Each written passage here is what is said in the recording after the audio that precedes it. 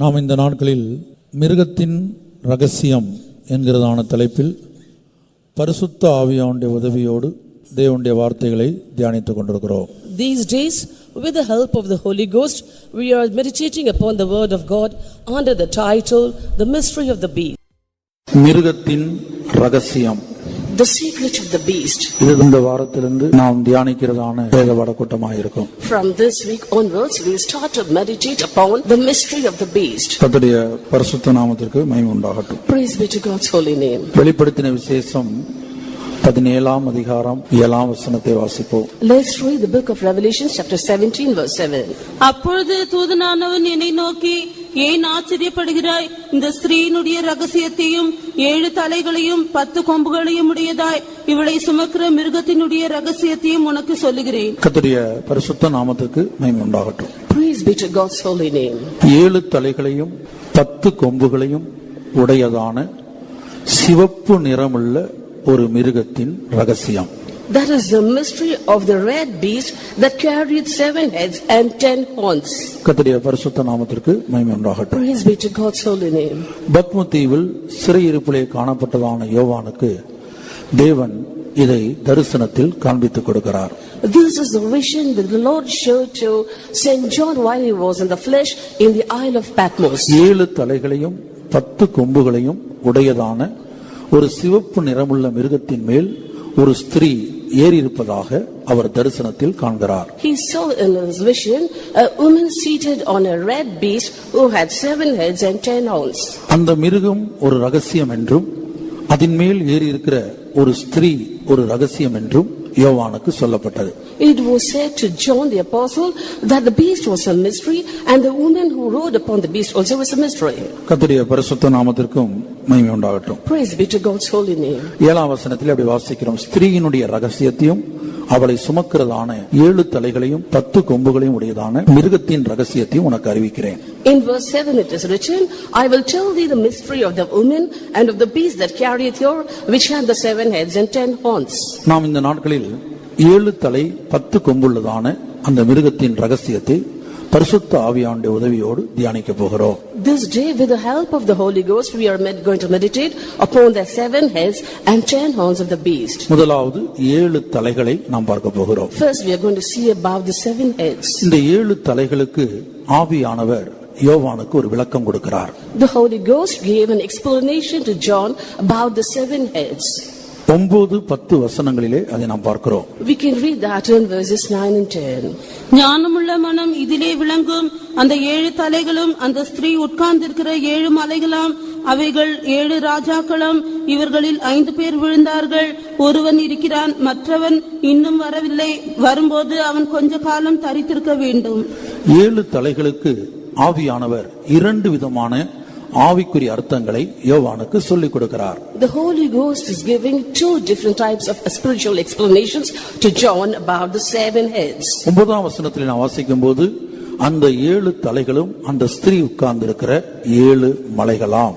In verse 9 we read, the 7 heads of the 7 mountains on which the woman sitteth. கர்த்தருடைய பரிசுத்த நாமத்திற்கு மகிமை உண்டாகட்டும். Glory be to God's holy name. அந்த 7 மலைகள் எதை வெளிப்படுத்துகிறது?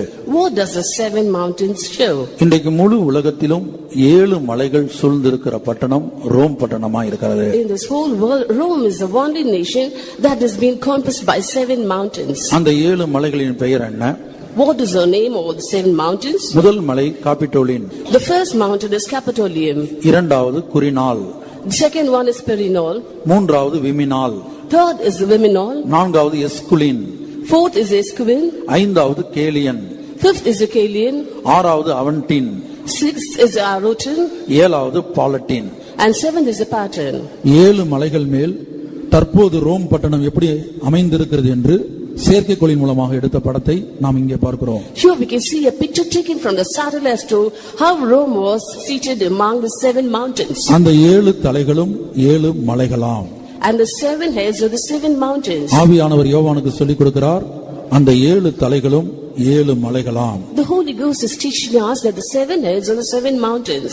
7 மலைகள் மேல் அந்த ரோம் பட்டணம் எப்படி அமைந்திருக்கிறது என்கிற படத்தை தான் நாம் இங்கே பார்க்கிறோம். Here we see of the picture how Rome is situated on the top of the 7 mountains. தனித்தனியாக இந்த 7 மலைகளுடைய படங்களையும் நாம் இங்கே பார்க்கிறோம். Here we can see the separate pictures of the 7 mountains. கர்த்தருடைய பரிசுத்த நாமத்துக்கு மகிமை உண்டாகட்டும். Praise be to God's holy name. இரண்டாவதாக ஆவியானவர் கொடுக்கிற விளக்கம், The second explanation given by the Holy Ghost is அந்த 7 மலைகளும் 7 ராஜாக்களாம். the 7 mountains of the 7 kings. இவர்களில் 5 பேர் விழுந்தார்கள். And 5 are fallen. ஒருவன் இருக்கிறான், One is there. இன்னொருவன் வர வேண்டும். And the other is yet to come. அப்படியானால் விழுந்து போன அந்த 5 பேர் யார்? If that be so, who are the 5 kings who are already fallen? இது யோவான் தரிசனம் கண்டபோது 5 பேர் விழுந்து போயிருந்தார்கள். When John had seen that vision, already 5 kings had fallen. ஆனால் இப்போது நம்முடைய நாட்களில் 6 பேர் விழுந்து போயிருக்கிறார்கள். But in our days we can see 6 kings have been fallen. முதலாவதாக விழுந்து போன அந்த 5 பேர் யார்? Firstly, we let us see who were the 5 kings that are fallen. முதலாவதாக எகிப்து சாம்ராஜ்யம். First is the Egyptian empire. இரண்டாவதாக அசீரிய சாம்ராஜ்யம். Second is the Assyrian empire. மூன்றாவதாக பாபிலோனிய சாம்ராஜ்யம். Third is the Babylonian empire. நான்காவதாக மேதியா பெர்சியா சாம்ராஜ்யம். Fourth is the Medes and Persian empire. ஐந்தாவதாக கிரேக்க சாம்ராஜ்யம். And fifth is the Greek empire. யோவான் தரிசனம் கண்டபோது இந்த 5 சாம்ராஜ்யங்கள் இந்த உலகத்திலே தோன்றி வீழ்ச்சி அடைந்திருந்தது. When John had seen a vision, already these 5 kingdoms had appeared and had fallen. ஒருவன் இருக்கிறான். One was there. யார் இந்த ஒருவன்? Who was that one man? யோவான் இந்த தரிசனத்தை கண்டபோது இந்த பூமியிலே காணப்பட்ட 6வது சாம்ராஜ்யமாகிய ரோம சாம்ராஜ்யமே அந்த ஒருவன். This is the Roman empire that was there when Apostle John saw the vision. அப்ப யோவானுடைய நாட்களில் 5 பேர் விழுந்தார்கள். இன்றைக்கு நம்முடைய நாட்களில் 6 பேர் விழுந்து விட்டார்கள். In the days of John the apostle 5 kings had fallen, but in our days 6 kings are fallen. கர்த்தருடைய பரிசுத்த நாமத்திற்கு மகிமை உண்டாகட்டும். Praise be to God's holy name. ஏன் விழுந்து போன சாம்ராஜ்யங்களை குறித்து பத்மு தீவில் சிறையிருப்பில் காணப்பட்ட யோவானுக்கு ஆவியானவர் நினைப்பூட்ட வேண்டும்? Why should the Holy Ghost remind the apostle John, who was exiled in the Isle of Patmos, about the fallen kings? பிரியமானவர்களே, இந்த ஒவ்வொரு சாம்ராஜ்யத்தினுடைய தோற்றம், வளர்ச்சி, வீழ்ச்சி, இது மூன்றும் சத்திய வேதத்தில் தெளிவாக எழுதப்பட்டிருக்கிறது. Dearly beloved, the emerging and the development and the fall of all these kingdoms have been clearly elaborated in the Holy Scripture. உலக சரித்திரத்தை பார்க்கலும் இந்த ஒவ்வொரு சாம்ராஜ்யத்தினுடைய தோற்றமும், வளர்ச்சியும், வீழ்ச்சியும் சத்திய வேதத்தில் தேவனால் தெளிவாக எழுதப்பட்டிருக்கிறது. In the Holy Scriptures, by God, it is clearly written about their appearance and the growth and the fall of the kingdoms, even better than in the history. தேவனுடைய ஜனங்கள் தேவனுடைய பூரணத்தை அடைய முடியாத அளவுக்கு இந்த மிருகத்தினுடைய ஒவ்வொரு தலையும் தேவ ஜனங்களுக்குள்ளே புகுந்து ஒரு ஆவியாக இருந்து கிரியை செய்து வருகிறது. Each head of this beast is entering into the people of God as a spirit and hindering their perfection towards Christ. நாம் இந்த நாளில் முதலாம் தலையாகிய எகிப்தை குறித்து நாம் தியானிக்க போகிறோம். Today we are going to meditate upon the first head, that is Egypt. எகிப்து சாம்ராஜ்யம் விழுந்து போக காரணம் என்ன? What is the reason for the Egyptian empire to fall? நாம் வாசித்தோமே 5 பேர் விழுந்தார்கள். We already read that 5 kings are fallen. தேவன் இவர்களை விழப்பண்ண காரணம் என்ன? Why did God cause them to fall? இந்த ஒவ்வொரு சாம்ராஜ்யத்தினுடைய தோற்றத்திற்கும், வளர்ச்சிக்கும், வீழ்ச்சிக்கும் தேவனும் தேவ ஜனங்களும் சம்பந்தப்பட்டிருக்கிறார்கள். God and his people are linked for the emergence, development and the fall of each empire. கர்த்தருடைய பரிசுத்த நாமத்துக்கு மகிமை உண்டாகட்டும். Praise be to God's holy name. முதலாவது இன்றைய தினத்திலே எகிப்து சாம்ராஜ்யத்தை குறித்து, முதல் தலையாகிய எகிப்து சாம்ராஜ்யத்தை குறித்து சில சத்தியங்களை நாம் தியானிக்க போகிறோம். Today we are going to meditate upon certain truths about the first empire, that is the Egyptian empire. முதலாவதாக எகிப்து என்கிறதான வார்த்தை பழைய ஏற்பாட்டு காலத்திலே வேதத்தில் 289 முறை பயன்படுத்தப்பட்டிருக்கிறது. In the Old Testament, the word Egypt has appeared 289 times. புதிய ஏற்பாட்டிலே எகிப்து என்கிறதான வார்த்தை 15 முறை பயன்படுத்தப்பட்டிருக்கிறது. In the New Testament, the word Egypt has been used 15 times. இப்படியாக சத்திய வேதத்தில் எகிப்து என்கிறதான வார்த்தை 304 முறை மொத்தம் எழுதப்பட்டிருக்கிறது. In this way, totally the word Egypt has been used in the Holy Scripture 304 times. கர்த்தருடைய பரிசுத்த நாமத்திற்கு மகிமை உண்டாகட்டும். Praise be to God's holy name. இந்த எகிப்தை குறித்து நாம் பார்க்கும்போது, When we look unto Egypt, எகிப்து அழிந்து உலக வரைபடத்தில் இல்லாமல் போயிருக்க வேண்டிய ஒரு காலகட்டம் அதற்கு வந்தது. There was a situation where Egypt should have been completely obliterated from the world map. ஆனால் தேவன் எகிப்தை அந்த வர இருந்த பேர் அழிவிலிருந்து பாதுகாக்கக்கூடியவராய் இருந்தார். But God had protected Egypt from the great destruction that was due upon it. எகிப்து தேசத்தை இந்த பஞ்சத்திலிருந்து அழிந்து போகாத வண்ணம் காக்கும்படியாக யோசேப்பு என்கிறதான ஒரு புருஷனை ஆண்டவர் பல பாடுகளின் ஊடாக எகிப்துக்கு அனுப்பினார். God had sent a man named Joseph through different afflictions. He was sent there to Egypt so that Egypt was not obliterated. 7 வருட காலம் ஒரு பெரிய பஞ்சம் இனிமேல் எகிப்திலே வர இருக்கிறது. There is going to be a great famine in the land of Egypt for 7 years. அந்த 7 வருட கால பஞ்சத்திலே எகிப்து முற்றிலுமாய் அழிந்து போயிருக்க வேண்டும்.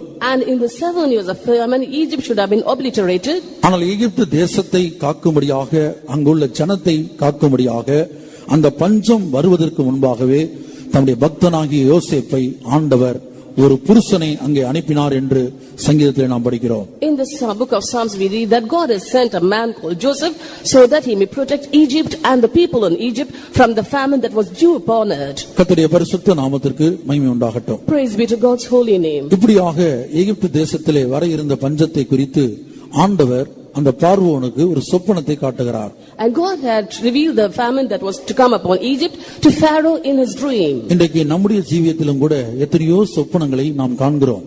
In our lives also today we do see many dreams. தேவன் நமக்கு எத்தனையோ சொப்பனங்களை கொடுக்கிறார். God is giving us many dreams. ஆனால் நம்மில் எத்தனை பேர் நாம் காண்கிற சொப்பனத்திற்கு முக்கியத்துவம் கொடுக்கக்கூடியவர்களாய் இருக்கிறோம்? But how many of us do attach importance to the dreams that we dream? தானியேலின் புத்தகத்திலே நாம் வாசிக்கிறோம், சொப்பனமானது நிச்சயம், அதன் அர்த்தம் சத்தியம். In the book of Daniel we read that dreams are true and the meaning of that is also truth. ஒரு புறஜாதி ராஜாவாகிய பார்வோனுக்கு ஆண்டவர் அந்த தேசத்தின் வரக்கூடியதான ஒரு பேர் அழிவை குறித்து முன்கூட்டியே சொப்பனத்தில் வெளிப்படுத்தி கொடுக்கிறார். God had showed or cautioned Pharaoh, a Gentile king, about the great destruction that was to come upon the land of Egypt in his dream. ஆனால் நாம் நம்முடைய ஜீவியத்திலே வரக்கூடிய எத்தனையோ சொப்பனங்களை, தேவன் நமக்கு தந்த எத்தனையோ சொப்பனங்களை குறித்து அதிக கருத்துள்ளவர்களாக அதனுடைய அர்த்தம் என்ன என்பதை, அதனுடைய சத்தியம் என்ன என்பதை ஆராய நாம் அதிகமாக முயற்சிப்பதில்லை. But we casually discard the many dreams that God is giving to us and we do not meditate upon it to find out the meaning of it. ஒருவேளை தான் கண்ட சொப்பனத்தை பார்வோன் அலட்சியப்படுத்தியிருப்பான் என்று வைத்துக் கொள்ளுங்கள். Suppose Pharaoh had casually taken the dream.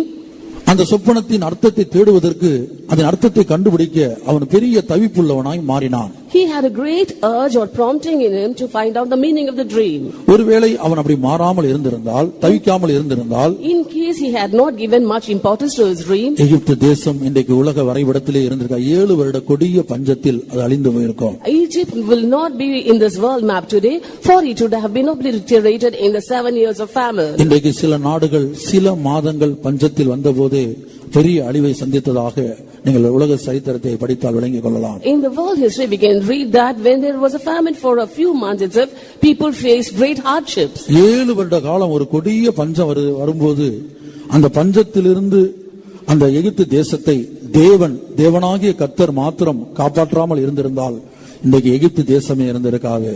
Had not God preserved the land of Egypt in the 7 years of great famine, today there won't be an Egypt. கர்த்தருடைய பரிசுத்த நாமத்திற்கு மகிமை உண்டாகட்டும். Praise be to God's holy name. இதுல பார்வோனுடைய ஜீவியத்துல சில விசேஷங்களை நாம் பார்க்கிறோம். We can see certain specialities in the life of Pharaoh. விசேஷமாக நாம் நம்முடைய ஜீவியத்தை பார்வோனோடு ஒப்பிட்டு பார்ப்போமானால் சில வேளை நம்முடைய ஜீவியத்துல கூட அப்படிப்பட்ட சுபாவங்கள் இருந்திருக்காது.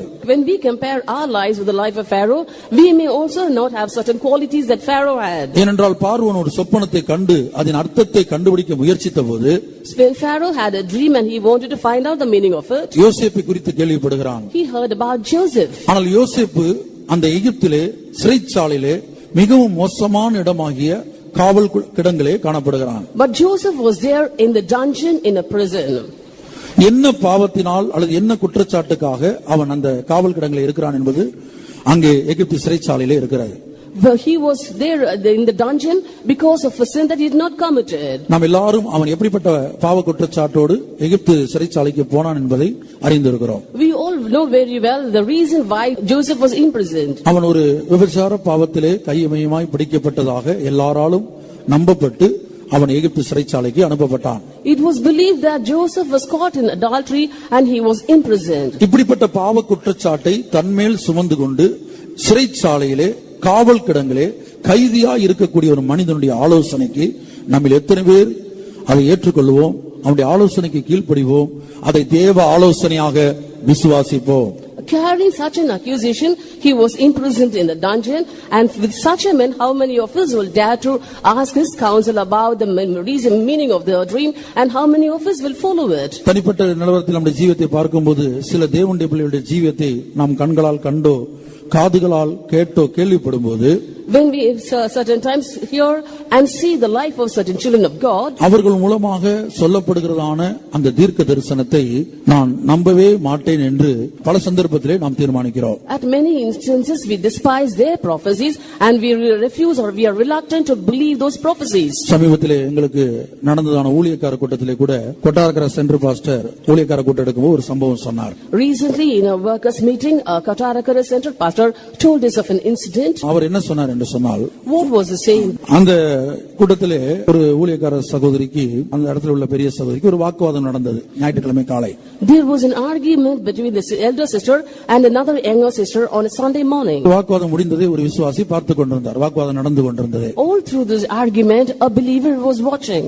அதுக்கு பிற்பாடு ஞாயிறு ஆராதனையில வந்து அந்த குறிக்கப்பட்ட ஊழியக்கார சகோதரி யார் வாக்குவாதம் பண்ணினார்களோ அந்த குறிக்கப்பட்ட ஊழியக்கார சகோதரி ஒரு தீர்க்கதரிசனம் சொன்னார்களாம். Later in the Sunday morning service, one of the sisters who was involved in that argument had given a prophecy. அப்போது அந்த சென்டர் பாஸ்டர் இடத்திலே போய் அந்த விசுவாசி சொன்னார்களாம், இவர்கள் சொல்லுகிற எந்த தீர்க்க தரிசனத்தையும் நான் நம்ப மாட்டேன். And then the believer approached the center pastor and told him saying, hereafter I will never believe the prophecies told by the sister. நான் இதை எதற்காக சொல்கிறேன் என்று சொன்னால், நம்முடைய மனநிலை இந்த நாட்களில் எப்படி எல்லாரையும் குறித்து நான் சொல்கிறது இல்ல, ஆவிக்குரிய ஜீவிதத்தில் நன்றாய் வளர்ந்தவர்கள், தூர தரிசனம் உள்ளவர்கள் அது கர்த்தருடைய வார்த்தை என்று எடுத்துக்கொள்வார்கள். I'm telling you this incident because I want to point out your mentality, because certain people who are very long believers and you have been grown and you have a far sight about the coming of the Lord, how are you taking those things?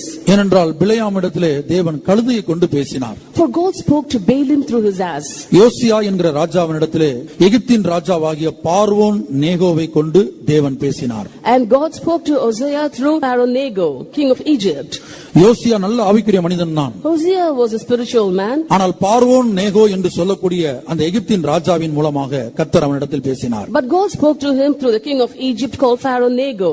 ஆனால் யோசியா அதை விசுவாசிக்கவில்லை. And Hosea did not believe him. பார்வோன் நேகோ சொன்ன தேவனுடைய அந்த வார்த்தையை அது தேவனுடைய வார்த்தை தான் என்று ஆவிக்குரிய மனிதனாகிய யோசியா விசுவாசிக்கவில்லை. The spiritual Hosea did not take the word of Pharaoh Necho as the word of God. அதை நீங்கள் வேதத்திலே வாசிக்கலாம். We can read that in the scripture. அவன் ஏன் விசுவாசிக்கவில்லை? Why couldn't he believe him? இவன் ஒரு எகிப்தின் ராஜா. He is a king of Egypt. இவனிடத்தில் எப்படி கர்த்தருடைய வார்த்தை இருக்கும்? And how will the word of God be in him? ஆனால் கர்த்தர் அந்த எகிப்தின் ராஜாவின் மூலமாக யோசியா என்கிற அந்த ஆவிக்குரிய மனிதனோடு அந்த ராஜாவோடு பேசினார். But God had spoken to the spiritual king Hosea through this king of Egypt. நாம் வேதத்திலே அதை பார்க்கிறோம். We can see that in the scripture. இந்த சென்டர் பாஸ்டர் அவர்கள் அந்த உதாரணத்தை சொன்னார். Our central pastor cited that example. இந்த சகோதரி சொன்ன தீர்க்கதரிசனத்தை நான் ஏற்றுக்கொள்ள மாட்டேன். I will never accept the prophecy of the sister. என் கண்ணு முன்னால இன்றைக்கு ஞாயிற்றுக்கிழமை காலை அவர்கள் வாக்குவாதம் பண்ணினார்கள். This morning by my own eyes I saw her arguing with another one. அப்ப ஒரு மனிதனுடைய ஜீவியத்தில் உள்ள குறைவுகளை வைத்து அவன் மூலமாய் சொல்லப்படுகிற தேவனுடைய வார்த்தைகளை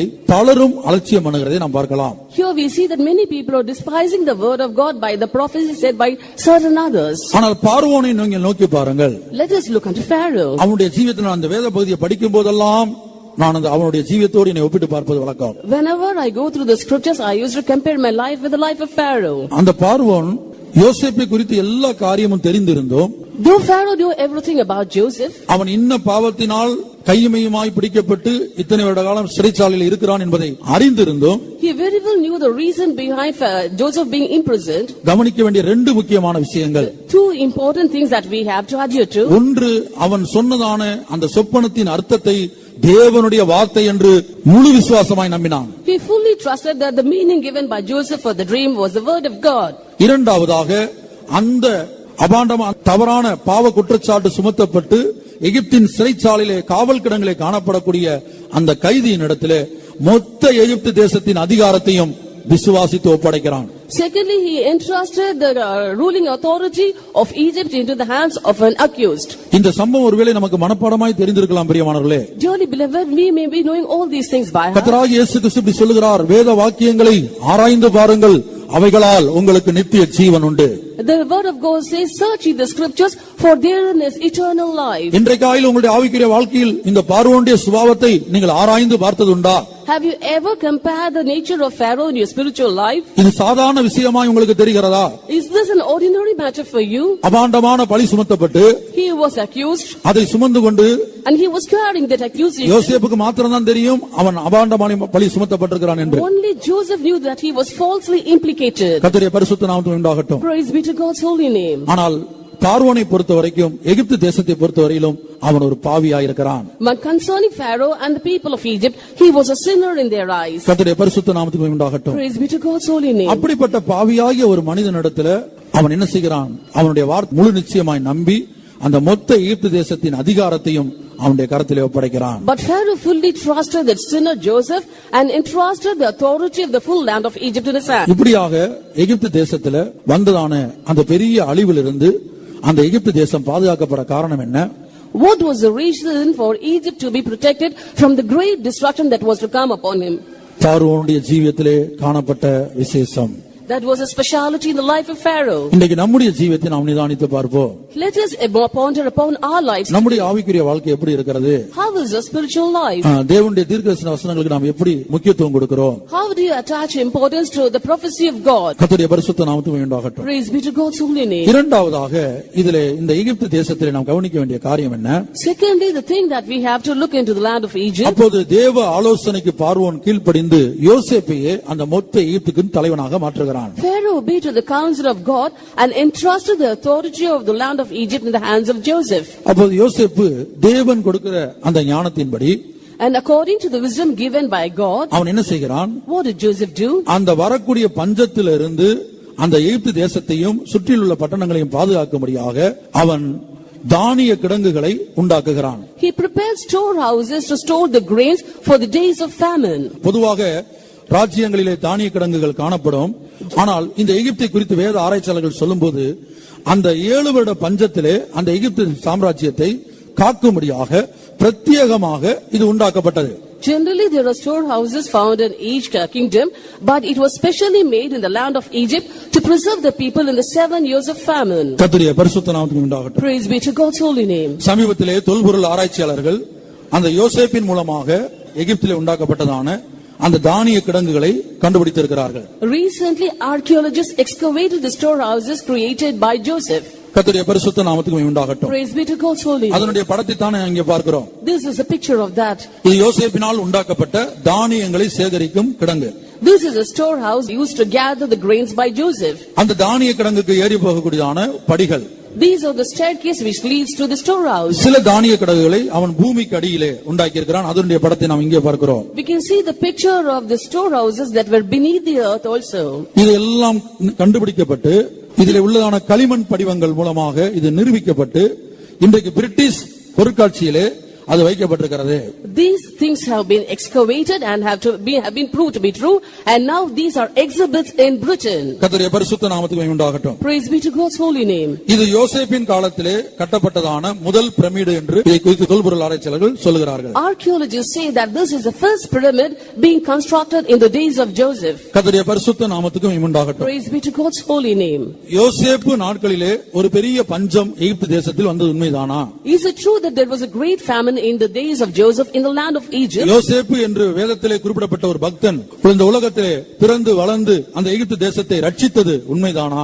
Is it true that a man of God named Joseph was born in this world and he came to save Egypt? இன்றைக்கு தொல்பொருள் ஆராய்ச்சியாளர்கள் மூலமாக அது எடுத்து நிரூபிக்கப்பட்டிருக்கிறது. It has been proved by the archaeologists today. எத்தனை வருட நீண்ட ஆராய்ச்சிக்கு பிற்பாடு அதை கண்டுபிடித்து நிரூபித்திருக்கிறார்கள். After long years of research they have found it and proved it to be true. மாத்திரமல்ல யோசேப்பை பற்றிய யோசேப்பு எகிப்தினுடைய தலைமை அதிகாரியாய் காணப்பட்டான் என்பதற்கான ஒரு களிமண் படிவம் கண்டுபிடிக்கப்பட்டிருக்கிறது. Not only that, there is a mold excavation about that Joseph was the head of Egypt. 1890 ஆம் ஆண்டு In the year 1890, Charles Wilbur என்பவர் Charles Wilbur நைல் நதியின் அருகிலே ஒரு பாறையை கண்டுபிடித்தார். He found a rock beside the river Nile. அந்த பாறையிலே எகிப்தின் தலைமை அதிகாரியாகிய யோசேப்புடைய சரித்திரம் செதுக்கப்பட்டிருந்தது. And the life history of Joseph, the head of Egypt, has been engraved in that rock. அதை இங்கே நாம் பார்க்கிறோம். We can see that in the picture. கர்த்தருடைய பரிசுத்த நாமத்துக்கு மகிமை உண்டாகட்டும். Praise be to God's holy name. இன்னும் யோசேப்பு நாட்கள்ல அவன் ஜீவித்தான். அவன் எப்படி இந்த பஞ்சத்தில் இந்த தேசத்தை பாதுகாத்தான் என்பதற்கு ஆதாரமான சில களிமண் படிவங்களுடைய படங்களை நாம் இங்கே பார்க்கிறோம். We can also see other pictures of the clay molds as to how Joseph preserved the land of Egypt in the days of famine. இப்படியாக பஞ்சத்திலே அழிந்து போயிருக்க வேண்டிய எகிப்தை இன்றைக்கு இந்த எகிப்து நிலைநிற்கிறது என்று சொன்னால் முழுக்க முழுக்க தேவனாகிய கர்த்தர் அந்த எகிப்தை பாதுகாத்தார். We have to give full honor to God, Lord, for He has protected Egypt that it be not destroyed in the days of famine. சாதாரணமாக பாதுகாத்தார் என்றல்ல, not in an ordinary way. அவர் எப்படி எகிப்தை பாதுகாத்தார்? How did he preserve Egypt? எப்படி பஞ்சத்திலிருந்து எகிப்தை ரட்சித்தார்? How did he save the people from the famine? 105ஆம் சங்கீதத்திலே நாம் இப்படி வாசிக்கிறோம். We can read this in Psalm 105. 16ஆம் வசனம் முதல். From verse 16. அவர் தேசத்திலே பஞ்சத்தை வருவித்து ஆகாரம் என்னும் ஆதரவு கோலை முற்றிலும் முறித்தார். அவர் தேசத்திலே பஞ்சத்தை வருவித்து. He called for a famine upon the land. தேவன்தான் தேசத்திலே இந்த பஞ்சத்துக்கு அனுமதி கொடுத்தார். For God had permitted a famine in the land. அதே வேளையில் அந்த பஞ்சத்திலே அவர்கள் அழிந்து போகாத வண்ணம் தேவன் பாதுகாக்கும்படியாக அந்த எகிப்தை ரட்சிக்கும்படியாக ஒரு புருஷனை அனுப்புகிறார். At the same time he had sent a man called Joseph to Egypt so that it be preserved from that famine and not destroyed. தொடர்ந்து வாசிப்போம். அவர்களுக்கு முன்னாலே ஒரு புருஷனை அனுப்பினார். யோசேப்பு சிறையாக விற்கப்பட்டான். அவன் கால்களை விலங்கு போட்டு ஒடுக்கினார்கள். அவன் பிராணன் இரும்பில் அடைபட்டிருந்தது. கர்த்தர் சொன்ன வார்த்தை நிறைவேறும் அளவும் அவருடைய வசனம் அவனை புடமிட்டது.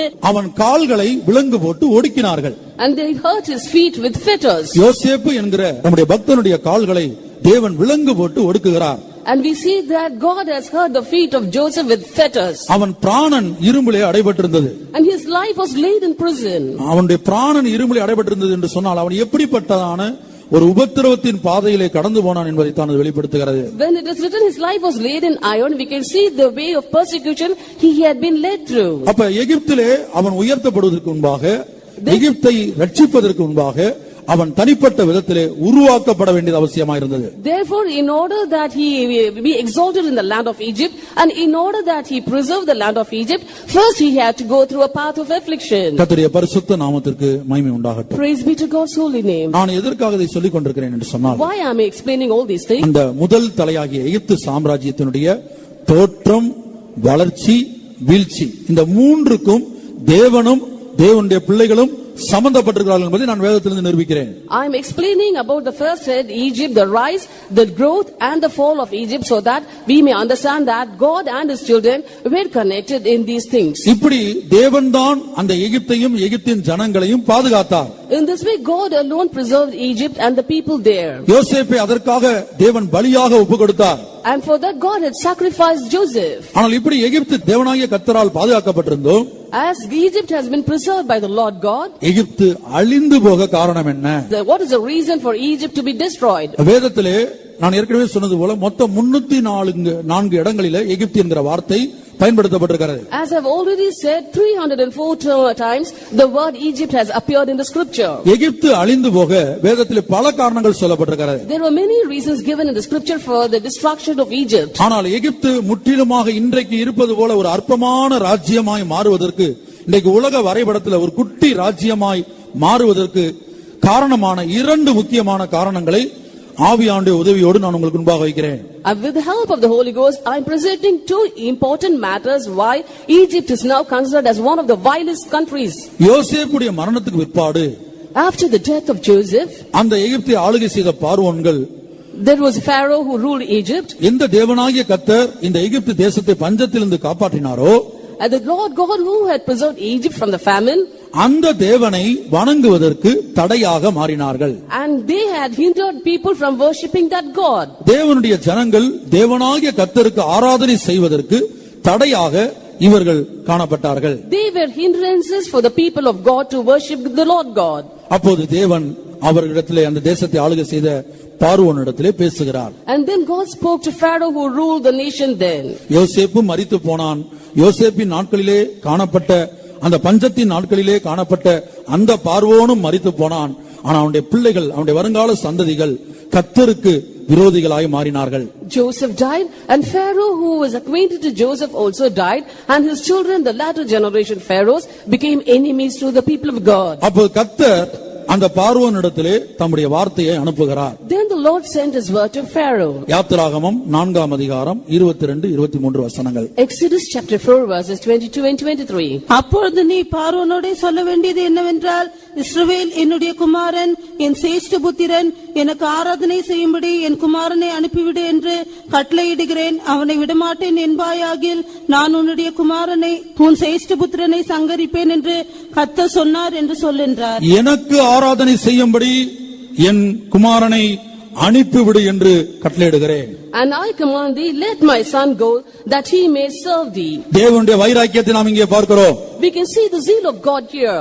எனக்கு ஆராதனை செய்யும்படி என் குமாரனை அனுப்பிவிடு என்று நான் உனக்கு கட்டளையிடுகிறேன். I am commanding you, let my son go, that he may serve me.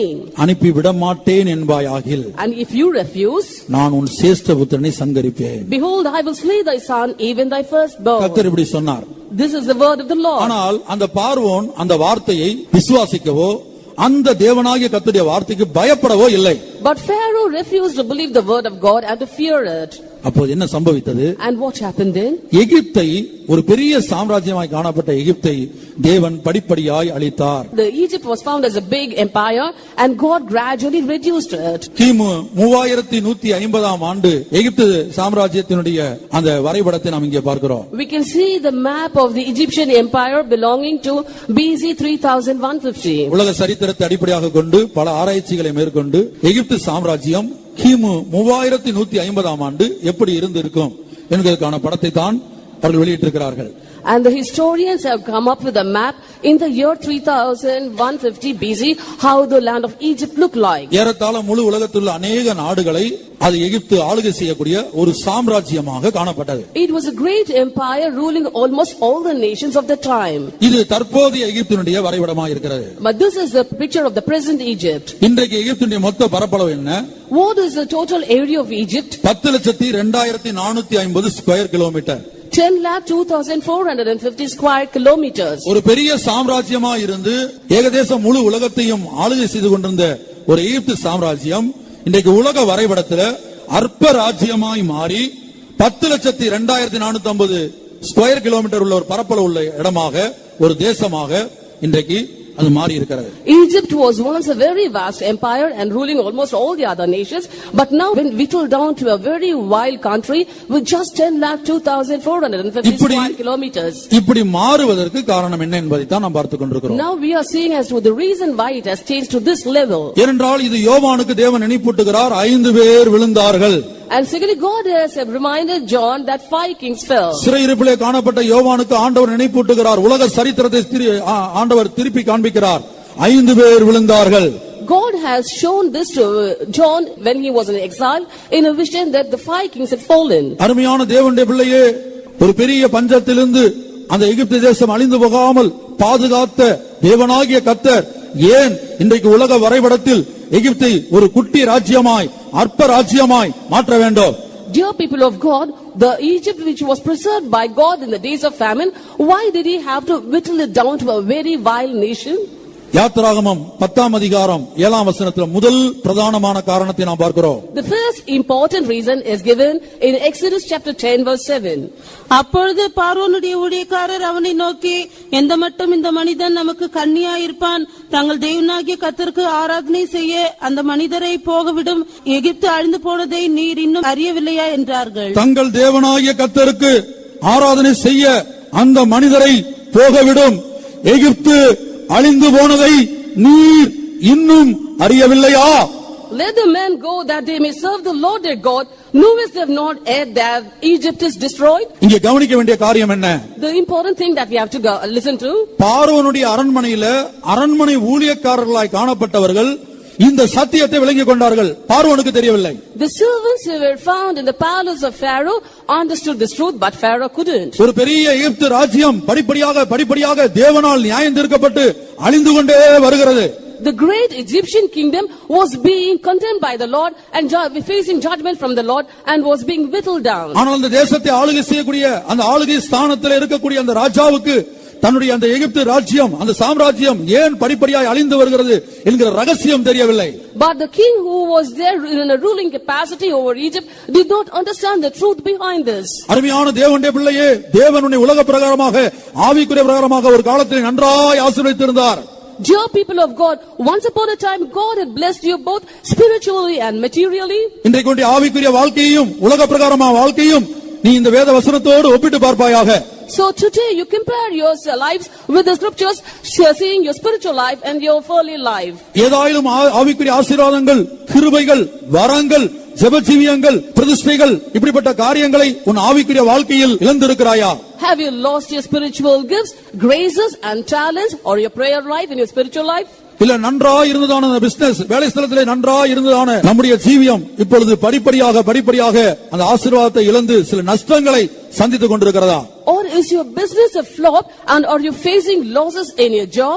இந்த காரியம் ரெண்டு காரியத்துக்கு பொருந்தும். நம்முடைய ஆவிக்குரிய வாழ்க்கைக்கும் இது பொருந்தும், உலக பிரகாரமான எழுத்தின்படியான உலக வாழ்க்கைக்கும் இது பொருந்தும். This is sufficient both for a spiritual life and a material blessings. பார்வோனுடைய ஊழியக்காரர்கள் விளங்கிக் கொண்டார்கள். The servants of Pharaoh had understood this. பார்வோனை பார்த்து இப்படி சொல்லுகிறார்கள், And they said unto Pharaoh, நீ அந்த மனிதர்களை பிடித்து வைத்து தேவனுக்கு ஆராதனை செய்யாமல் நீ தடுத்துக் கொண்டிருக்கிறாய். You are hindering those people and having them by you that they worship not the Lord. பார்வோனுடைய எண்ணம் என்ன? What was the thought of Pharaoh? ஆராதனைக்கு இவர்களை விட்டால் அந்த நேரத்தில் என்ன செய்யும்? அந்த எகிப்து தேசத்துடைய வளர்ச்சி, செழிப்பு குறைந்து போகும். இவங்களை வச்சு நிறைய வேலை வாங்குவோம், கூட்டங்களுக்கு கூட விடாத அளவுக்கு நிறைய வேலைக்கு மேல வேலை வாங்க வேண்டும். இதுதான் பார்வோனுடைய எண்ணம். Pharaoh's thought was, if I allow these people to go and serve the Lord, our work may be hindered and the development progress will be gradually slowing down and we will have to face losses, and that's why I should not allow them. பல தேவனுடைய பிள்ளைகளை நாம் பார்க்கும்போது ஆரம்பத்திலே வேலை இல்லாமல் கஷ்டப்பட்டவர்கள், இன்னும் வசதி இல்லாமல் கஷ்டப்பட்டவர்கள், சரியான ஒரு படிப்பு இல்லாமல் இருந்தவர்கள் தேவனிடத்தில் ஜெபித்து அவர்கள் தேவனுடைய ஆசீர்வாதத்தை பெற்றுக் கொள்கிறார்கள். In the spiritual life also, I've seen many people of God, once upon a time, they were without a job, they were not well educated, they were not very well comfortable in their lives, but after long persistent prayers, now they are blessed there. ஆனால் ஆசீர்வாதம் வந்த பிற்பாடு இந்த ஆசீர்வாதத்தை கர்த்தர் தான் கொடுத்தார் என்பதை உணர்ந்து கர்த்தருக்கு நன்றியாக இருப்பதை விட்டுவிட்டு, கர்த்தருடைய சமூகத்தை கனம் பண்ணுவதை விட்டுவிட்டு அவர்கள் அந்த ஆசீர்வாதங்களின் மேல் தங்களுடைய கண்களை பதிக்கிறார்கள். But after they have received all the blessings, they have failed to acknowledge that these are by the Lord God, and they do not come to the presence of the Lord and reject everything. 7 தலைகளையும் 10 கொம்புகளையும் உடையதான சிவப்பு நிறமுள்ள மிருகத்தின் ரகசியத்தை உனக்கு அறிவிக்கிறேன், வா. Come here, I will tell you the mystery of the red beast which had 10 horns and 7 heads. முதல் தலையாகிய எகிப்து ஒரு தேவனுடைய பிள்ளையுடைய வாழ்க்கையில் பிரவேசிக்கும் போது அது என்ன செய்கிறது? When Egypt, the first head, enters into the life of a child of God, what does it do? தேவனுக்கு ஆராதனை செய்வதை, தேவ சமூகத்துக்கு போவதை அது தடுக்கக்கூடியதா இருக்கிறது. அதுதான் எகிப்தின் வல்லமை. It hinders the people of God to go to the worship place and to serve the Lord. That is the power of Egypt. Now, இதுக்கு காரணம் என்ன? what is the reason? அது தேவனுடைய பிள்ளைகளிடத்தில் உள்ள தவறு அல்ல. That is not the mistake of the children of God. முதல் தலையாகிய எகிப்து, நியாயம் தீர்க்கப்பட வேண்டிய முதல் தலையாகிய எகிப்து, That is Egypt, the first head, which has to be judged. கர்த்தர் இன்றைக்கு அந்த எகிப்தை பார்த்து சொல்ல வேண்டும். Today the Lord should look unto Egypt and say, அன்றைக்கு எகிப்தை பார்த்து பார்வோனை பார்த்து என்ன சொன்னார்? The other day what did he say unto Egypt and Pharaoh? எனக்கு ஆராதனை செய்யும்படி என் குமாரனை அனுப்பிவிடு. Send my son so that he may serve me. விடமாட்டேன் என்பாயாகில் If you refuse, உன் சேஷ்ட புத்திரனை நான் சங்கரிப்பேன். I will slay thy son, even thy firstborn. இன்றைக்கு எத்தனையோ தேவனுடைய பிள்ளைகளுக்கு தேவசமூகத்துக்கு வர வேண்டும் என்று வாஞ்சை இருக்கிறது. Today many people of God have the desire to come to the presence of God. ஆனால் பலரும் பல வேலைகளை கொடுத்து, பல நுகத்தை கொடுத்து இந்த உலகமானது எகிப்து 2 காரியங்கள் அடையாளமாக இருக்கிறது. ஒன்று பாவம், மற்றொன்று உலகம். Egypt is a shadow unto 2 things. One is Pharaoh and the other is the world, and it is having them in bondage. பாவத்துக்கு அடிமைப்பட்ட ஒரு மனிதன் மனம் திரும்பினாலும், ஞானஸ்நானம் எடுத்தாலும், அபிஷேகம் பண்ணப்பட்டாலும், சில பாவங்களுக்கு ரகசிய வாழ்க்கையில அந்த ரகசிய ஜீவியத்தில் அடிமைப்பட்ட மனிதனுக்கு தேவசமூகத்துக்கு வர முடிகிறது இல்ல. A man, if he may be saved, he may have taken water baptism and have been anointed, but if he is a slave to secret sins, he cannot come to the presence of God. ஆகவே தேவனுடைய பிள்ளைகளுக்கு தேவ சமூகத்திலே இப்போது வர முடிகிறது இல்ல.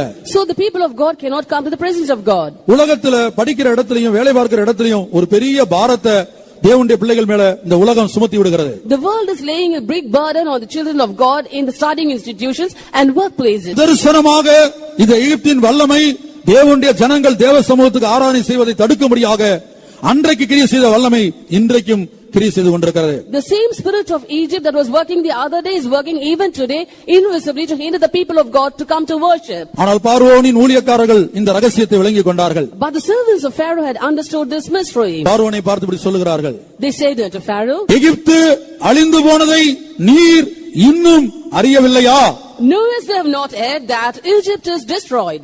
ஒரு காரியத்தை நான் மிகுந்த மனத்தாழ்மையோடு சொல்லுகிறேன். With great humility I am sharing a matter. தேவ சமூகத்தை விட்டு உலக பிரகாரமாக நாம் எவ்வளவு பிரயாசப்பட்டாலும் எவ்வளவு முயற்சி செய்தாலும் ஒரு பெரிதான ஆசீர்வாதத்தை நாம் பார்க்க முடியாது. Even though we labor much world-wise, if we leave the presence of God and go there, it won't be a great blessing to us. அன்றைக்கு எகிப்தின் ராஜாவாகிய பார்வோனை பார்த்து சொன்னதான தேவனாகிய கர்த்தர், The Lord God who spoke to the Pharaoh, the king of Egypt, the other day, எவ்வளவு வைராக்கியமாய் சொல்கிறார் என்று பாருங்கள். we can see with what zeal he had spoken to him. எனக்கு ஆராதனை செய்யும்படி என் குமாரனை அனுப்பி விடு. Let my son go that he may serve me. விட மாட்டேன் என்பாயாகில், And if thou refuse to let him go, நான் உன்னுடைய சேஷ்ட புத்திரனை சங்கரிப்பேன். behold, I will slay thy son, even thy firstborn. கர்த்தருடைய பரிசுத்த நாமத்துக்கு மகிமை உண்டாகட்டும். Praise be to God's holy name. ஆகவே இந்த வேத பகுதியில் நாம் விளங்கிக் கொள்வது என்ன? What do we understand from this scripture? ஒரு தேவனுடைய பிள்ளையினுடைய ஆவிக்குரிய வாழ்க்கைக்கு தேவனை ஆராதிப்பதற்கு எல்லா கூட்டங்களிலும் வந்து பங்கெடுத்து பூரணத்தை பெற்றுக் கொள்வதற்கு இந்த எகிப்து தடையாக இருக்கிறது.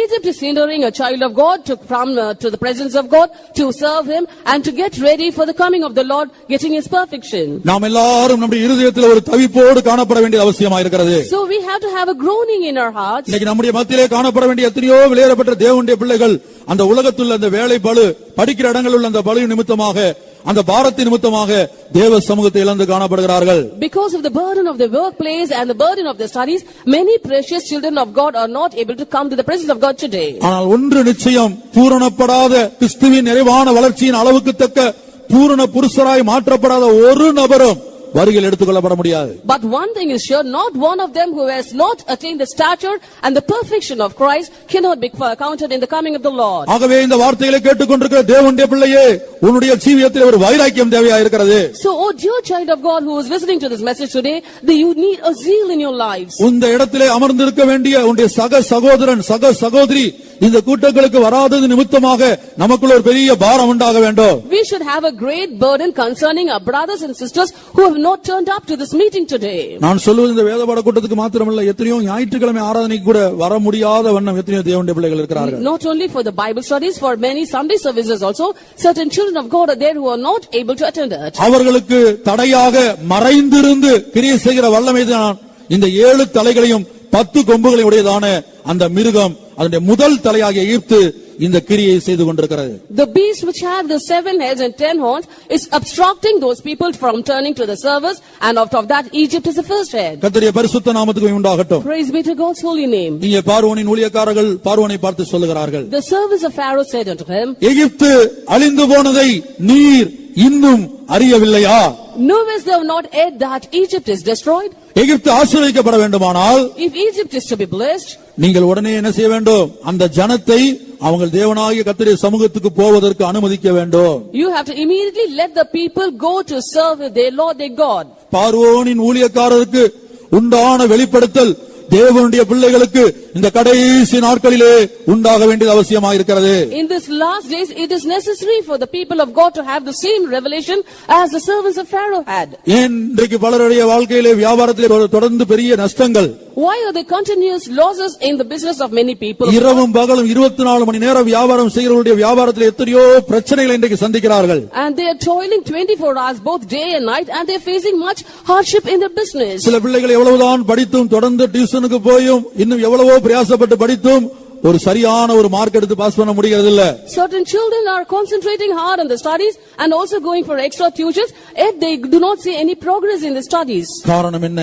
இந்த எகிப்து அவர்களை தேவ சமூகத்துக்கு வரவிடாமல் முதலாவது தடுக்கிறது. The reason is Egypt is obstructing them from coming to the presence of God. இரண்டாவதாக தேவனுடைய ஆசீர்வாதத்தை அவர்கள் பெற்றுக்கொள்ள முடியாத அளவுக்கு இது அவர்களை தடுக்கிறது. And secondly, it is also hindering them so that they do not receive the blessings from God. ஆகவே எகிப்து அழிந்து போக முதல் பிரதானமான காரணம் ஆராதனைக்கு, தேவனை ஆராதிக்க விடாதபடியினால். The first main reason for the destruction of Egypt is it did not allow the people of God to serve God. கர்த்தர் இந்த உலகத்துல இன்றைக்கு கவர்மெண்ட், அது ஸ்டேட் கவர்மெண்டா இருந்தாலும் சென்ட்ரல் கவர்மெண்டா இருந்தாலும் அது பிரைவேட் கம்பெனியா இருந்தாலும் அந்த இடத்துல காணப்படுறவர்களுக்குள்ள இந்த ஆவி புகுந்து நம்முடைய பிள்ளைகளை தம்முடைய பிள்ளைகளை தேவ சமூகத்துக்கு வர முடியாத அளவுக்கு தடுக்கக்கூடியதாய் கிரியை செய்கிறது. Be it the state government or the central government or private enterprises, this spirit is entering into the people of God and obstructing them from coming to the service. ஆரம்ப நாட்களிலே பார்த்தால் நீங்கள் கவனித்து பார்த்தீங்கன்னு சொன்னால் இவ்வளவு கடினமாக படிக்கிற பிள்ளைகளும் இவ்வளவு கடினமாய் படிக்கவில்லை, வேலை பார்க்கிறவங்களுக்கும் கூட இவ்வளவு கடினமான வேலை அவங்களுடைய வேலை ஸ்தலத்தில் இல்ல. In the earlier days when we see the studying children also did not have to toil so much, and similarly people who were working also did not have much labor.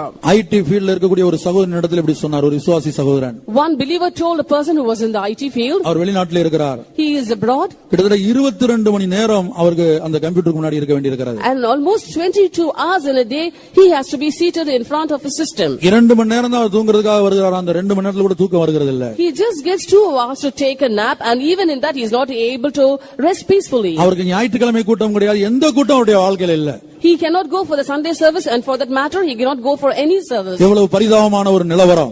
Such a pathetic state. இதெல்லாம் எகிப்து என்கிற அந்த தலை, அந்த முதல் தலையாகிய எகிப்தினுடைய கிரியையா இருக்கிறது. These are the works of the first head called Egypt. அப்போது கர்த்தர் வைராக்கியமாக கிரியை செய்வதை நாம் பார்க்கிறோம். And there we can see God working with all zeal. நான் பிதாவை நோக்கி கெஞ்சுகிறேன். I am asking into the Lord. இந்த மாலை வேளையில் இந்த வார்த்தைகளை கேட்கிற அருமையான தேவனுடைய பிள்ளையே, உங்கள் எத்தனை பேர் என்னோடு கூட சேர்ந்து ஆவியிலே ஒன்றாக்கப்பட போகிறீர்கள்? How many of you children of God who are listening to this message this evening, be with me in the spirit? அன்றைக்கு எகிப்து சாம்ராஜ்யத்தை பார்த்து, பார்வோனை பார்த்து, என் குமாரனை எனக்கு ஆராதனை செய்யும்படி அனுப்பிவிடு. On the other day he said to the people of Egypt and Pharaoh, let my son go so that he may serve me. என்று கட்டளையிடுகிறேன் என்று சொன்ன தேவன், And the God who commanded him. இன்றைக்கு பாவத்தோடும் உலகத்தோடும் உலகத்திலுள்ள அந்த வேலை ஸ்தலத்தில் உள்ள பிரச்சனைகளோடும் தேவன் இந்த வார்த்தையை சொல்ல வேண்டும். And he has to say the same word to sin, world and the workplace. நான் ஆரம்பத்திலே சொன்னேன், எகிப்து 2 காரியங்களுக்கு முக்கியமாக அடையாளமாக இருக்கிறது. In the beginning I told you that Egypt is the shadow unto 2 things. ஒன்று பாவத்துக்கு அடையாளமாக இருக்கிறது. One is a shadow unto sin. இரண்டாவது உலகத்துக்கு அடையாளமாக இருக்கிறது. The next is a shadow unto the world. சில தேவனுடைய பிள்ளைகள் இப்படிப்பட்ட கூட்டங்களுக்கு வராமல் இருப்பதற்கு அவங்களுடைய வாழ்க்கையில கிரியை செய்கிற பாவத்தின் வல்லமை. Certain people of God are not able to come to these meetings because of the sin that is found in them. அந்த பாவத்தின் வல்லமையை தேவனாகிய கர்த்தர் இந்த மாலை வேளையிலே கடிந்து கொள்ள வேண்டும். Today Lord God should rebuke the power of sin. வாலிப சகோதர சகோதரிகள் இன்னும் யார் யாரெல்லாம் என்னென்ன பாவங்களுக்கு அடிமைப்பட்டு அதன் நிமித்தமாக ஆவிக்குரிய வாழ்க்கையை இழந்து அபிஷேகத்தை இழந்து தேவ சமூகத்துக்கு அந்நியமாக இருக்கிறார்களோ, I don't know how many of the youth boys and girls have been enslaved to sin and are alien to the presence of God. அவர்களோடு போராடிக் கொண்டிருக்கிற அந்த எகிப்தின் பாவ வல்லமையோடு கர்த்தர் பேச வேண்டும். The Lord should speak to the powers of Egypt, the powers of sin which is striving with them. என்னுடைய குமாரனை எனக்கு ஆராதனை செய்யும்படி என் சமூகத்துக்கு அனுப்பிவிடு. Let my son go to worship me in my presence. ஓ பாவத்தின் வல்லமையே, O power of sin, ஓ மாம்சத்தின் வல்லமையே, O power of flesh, ஓ உலகத்தின் வல்லமையே, O power of the world, நீ அடிமைப்படுத்தி வைத்திருக்கிற என் குமாரனை, you have enslaved my son, நீ சிறைப்படுத்தி வைத்திருக்கிற என்னுடைய பிள்ளைகளை, you have kept him in bondage, எனக்கு ஆராதனை செய்யும்படி என்னுடைய சமூகத்துக்கு அனுப்பிவிடு. let him to my presence so that he may serve me. விட மாட்டேன் என்பாயாகில், If you refuse to let him go, உன்னுடைய சேஷ்ட புத்திரனை நான் சங்கரிப்பேன். I will slay the firstborn. இப்படி ஆண்டவர் பாவத்தின் வல்லமையை பார்த்து, அதான் எகிப்து, பாவத்தின் வல்லமையை பார்த்து பேச வேண்டும். And God is saying this under the power of sin, that is Egypt. இரண்டாவது எகிப்து என்பது உலகத்தை காட்டுகிறது. Secondly, Egypt shows the world. இந்த உலகத்தை பார்த்து, உலகத்துள்ள இந்த வேலை இன்னும் பல்வேறு காரியங்களை பார்த்து தேவன் பேச வேண்டும். And God has to speak to this world and the different jobs that is found in this world. கர்த்தராகிய இயேசு கிறிஸ்து இப்படி சொல்லுகிறார், Lord Jesus Christ said, ராயனுடையதை ராயனுக்கு கொடுங்கள், தேவனுடையதை தேவனுக்கு கொடுங்கள். Give to Caesar that which is Caesar's and give to the Lord that which is the Lord's. உலகத்துல படிக்க வேண்டிய நேரத்துல படிக்கணும், வேலை பார்க்க வேண்டிய நேரத்துல வேலை பார்க்கணும். ஆனால் தேவனுடையதை எடுத்து உலகத்துக்கு கொடுக்க கூடாது. In the world, when you have to study, you have to do that, and when you have to go to job, you have to do that, but you should not take that which is the Lord's and give it to the world. இரண்டாவதாக எகிப்து இன்றைக்கு உலகத்தில் அற்ப ராஜ்யமாய் மாற காரணம் என்ன? Secondly, what is the matter that Egypt has turned to be a wild nation in this world? எசேக்கியேல் தீர்க்கதரிசன புத்தகத்திலே நாம் அதை படிக்கிறோம். We can read that in the prophetical book of Ezekiel. எசேக்கியேல் 29ஆம் அதிகாரம் Ezekiel chapter 29, 14ஆம் வசனத்தை 15ஆம் வசனத்தை வாசிப்போம். in verses 14 and 15. எகிப்தியரின் சிறையிருப்பை திருப்பி அவர்களை அவர்களுடைய ஜனன தேசமாகிய பத்ரோஸ் தேசத்திலே திரும்பி வர பண்ணுவேன். அங்கே அவர்கள் அற்ப ராஜ்யமாய் இருப்பார்கள். அது இனி ஜாதிகள் மேல் தன்னை உயர்த்தாமல் மற்ற ராஜ்யங்களிலும் அற்பமானதா இருக்கும். அவர்கள் இனி ஜாதிகளை ஆளாதபடிக்கு அவர்களை குறுகி போக பண்ணுவேன். இந்த தீர்க்கதரிசன வார்த்தை இன்றைக்கு வார்த்தைக்கு வார்த்தை நிறைவேறுகிறது பிரியமானவர்களே. This prophetical word has come to true, each word by word. இந்த ரெண்டு வசனத்தில் ஆண்டவர் சொல்கிறார், முதலாவது எகிப்தை நான் அற்பமான ராஜ்யமாய் மாற்றுவேன். In these two verses we see that God has said, first I'll turn Egypt into a base kingdom. இந்த தீர்க்கதரிசனம் உரைக்கப்பட்ட போது எகிப்தை ஆளுகை செய்து கொண்டிருந்த ராஜாவின் பெயர் இரண்டாம் திஸ்மதி. And when King Tismati too was ruling over Egypt, this prophecy came. அந்த பார்வோனை பார்த்துதான் கர்த்தர் சொல்லுகிறார். And God said this word unto that Pharaoh. 15ஆம் வசனத்தை கவனித்து பாருங்கள். When we look unto verse 15, அது இனி ஜாதிகளின் மேல் தன்னை உயர்த்தாமல் it shall not exalt itself anymore above the மற்ற nations, ராஜ்யங்களிலும் அற்பமானதா இருக்கும். and it will be more base than all the other kingdoms. அவர்கள் இனி ஜாதிகளை ஆளாதபடிக்கு And they shall not rule over the kingdoms. அவர்களை குறுகி போக பண்ணுவேன். I will diminish them.